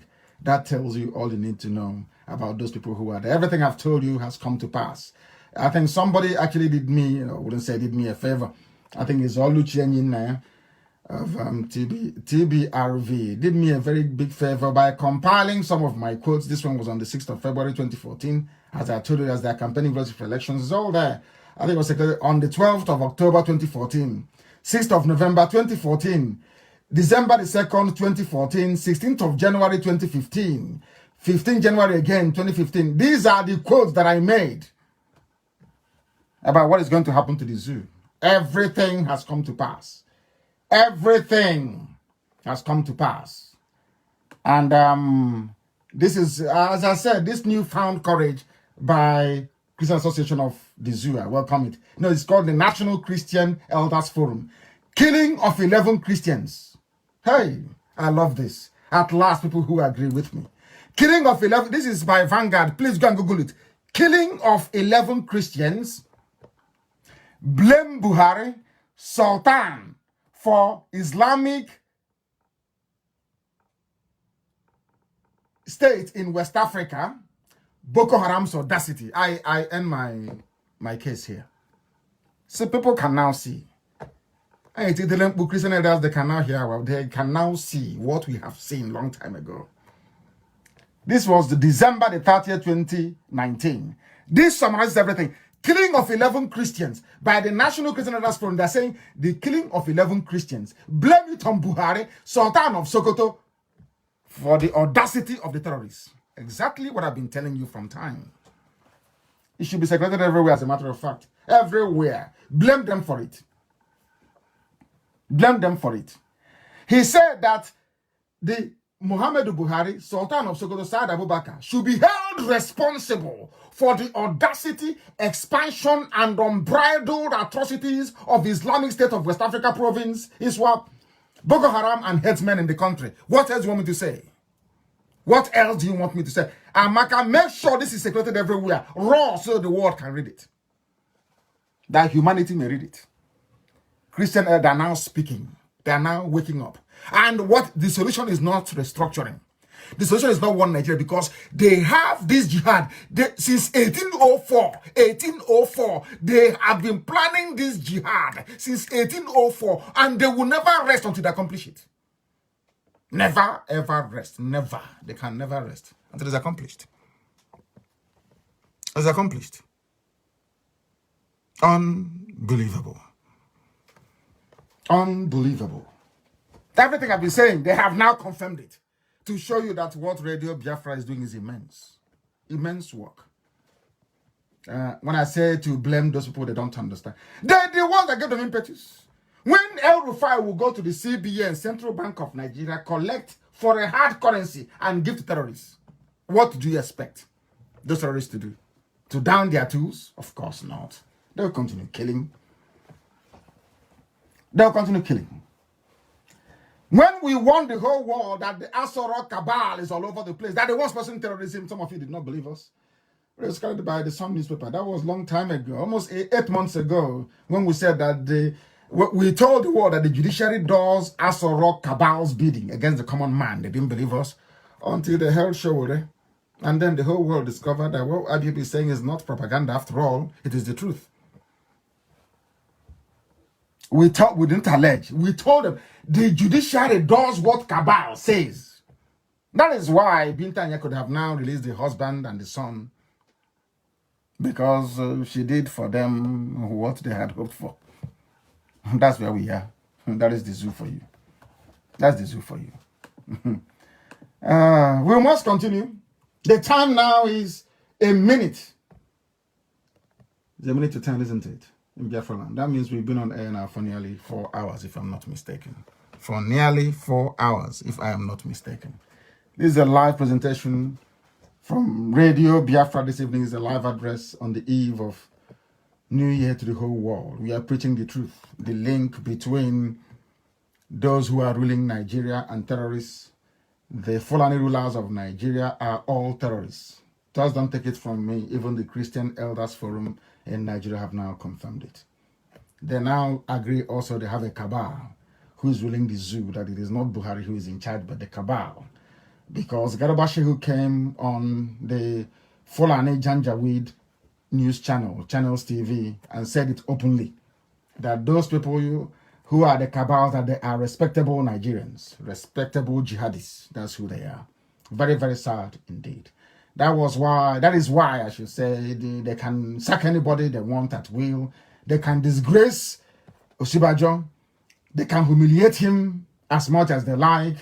They can also humiliate Aisha and nothing will happen. They control the military, they control the police, they control the Navy and the Air Force, they control civil defense, they control customs, and they control any government paramilitary organization. Once you carry AK-47, including Fulani headsmen, you are under the control of the cabal in Asorok. And that is why when they decided to kick out Shomole, no one stopped them. Shomole is now consigned to the history books. It's gone. And some of you must also know that those who claim they're fighting corruption, they padded the budget with 264 billion they intend to steal. It is there. See no evil, hear no evil generation. Very, very sad indeed. I go back to those who I respect and those who I revere. Pa Aya Debanjo always speaking the truth, that are anarchy looms, of course, unless the zoo disintegrates.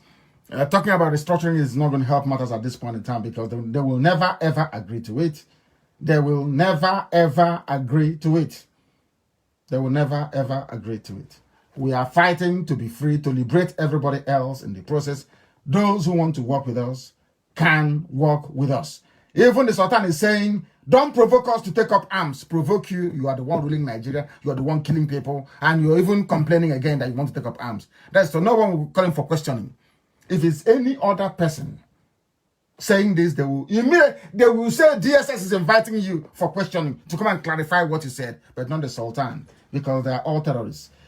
And every institution in Nigeria headed by a Fulani person is part of the wider Fulani conspiracy. But they are busy in Biafra land arresting people for selling newspapers. They are busy criminalizing the South. I mean, we arrest 86 people, whereas 86 people are arrested in Biafra land, whereas there are terrorists in the North beheading people. The army is busy telling you, because we have no guns, so you can arrest us easily. All they did is the point gun at you. If you move, I move you, I will shoot you, and you stand. And they'll bundle you into their vehicle. If they don't kill you and harvest your organs and send to India to sell, they will take you to the nearest police station and dump you there. They say they're fighting crime in the South. But in the North, you have terrorists that they themselves are sponsoring, beheading people.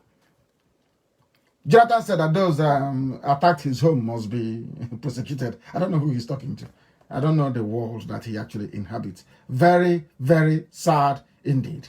Very, very sad indeed. And you also know this evening, a country that operates a secular constitution is now saying tonight that men and women can no longer meet at night in Jigawa State. Oh my goodness. Zoo. Nigeria is a joke, honestly.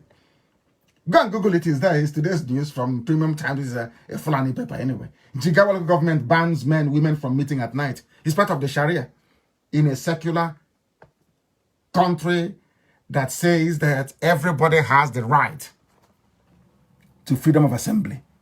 Now you cannot talk to a woman at night in Jigawa. local government. They have banned it. And you're in Nigeria. And you're saying, God bless Nigeria. Those of you going for taking over, whatever you call it. You cannot meet a woman at night in Jigawa, and you're in one Nigeria, operating a secular constitution. What an utter laughable contradiction. Very, very sad indeed. That is the type of Nigeria that this Janjaweed administration has given to you, and you have no choice but to endure it, because that's what you want. Very, very sad indeed. I will not dignify this very person with any detailed response, but let me remind those that read what I said about Jonathan sacking Hejrika and the response from somebody claiming to be the cousin who we do not know. Nobody knows his name or where he comes from, because his name is entirely English. No one knows where he comes from. He said he doesn't know what led to the removal of Ihejrika by Jonathan. We know that the Northern Cabals forced Jonathan to prematurely remove Ihejrika and Azazi, the former National Security Advisor. That was what prompted, in case this person doesn't know, that was what prompted the assassination of the former state governor on 15th of December 2012. Azazi died along with Governor Patrick Yakowa of Kaduna State. He was a Christian governor of Kaduna State. He was assassinated when their naval helicopter crashed in Okoroba village of Bayelsa State, while on their way back to Iguacha Airport from the funeral of Oronto Douglas's father. He was killed because he was a Christian. This is Patrick Yakowa. People do not know this. And the Muslims wanted to take over power. And they took over power in Kaduna State. That is what they do. He was the first person from Kaduna and the first Christian to become governor in that very state. An innovation to which all Muslims leaders objected to in the north. How can a Christian be the governor of Kaduna State? And they killed him in a helicopter crash. That is one Nigeria for you. An evil entity. An evil entity. Very sad indeed. Very, very sad indeed. Very sad indeed. Jonathan was living under severe fear when he was the president. Jonathan's downfall and mistake was the removal of Ihejrika and late Azazi. He could have won the 2015 election if the two men were in charge of security, and Boko Haram and Fani Hezbollah could have been defeated by now. That is a fact of life. Jonathan was living in fear. They have now sensed that fear. That's why they came to his house to kill him. That is a fact. No amount of self-hatred will purge you of that very reality. That is a fact. Why I fired the service chiefs. I want to let that very imbecile understand this. That this is Radio Biafra, Nnamdi Kanu. Anything I say is gospel, it is the truth. I have no need to lie. I have never lied and I don't intend to. Start now.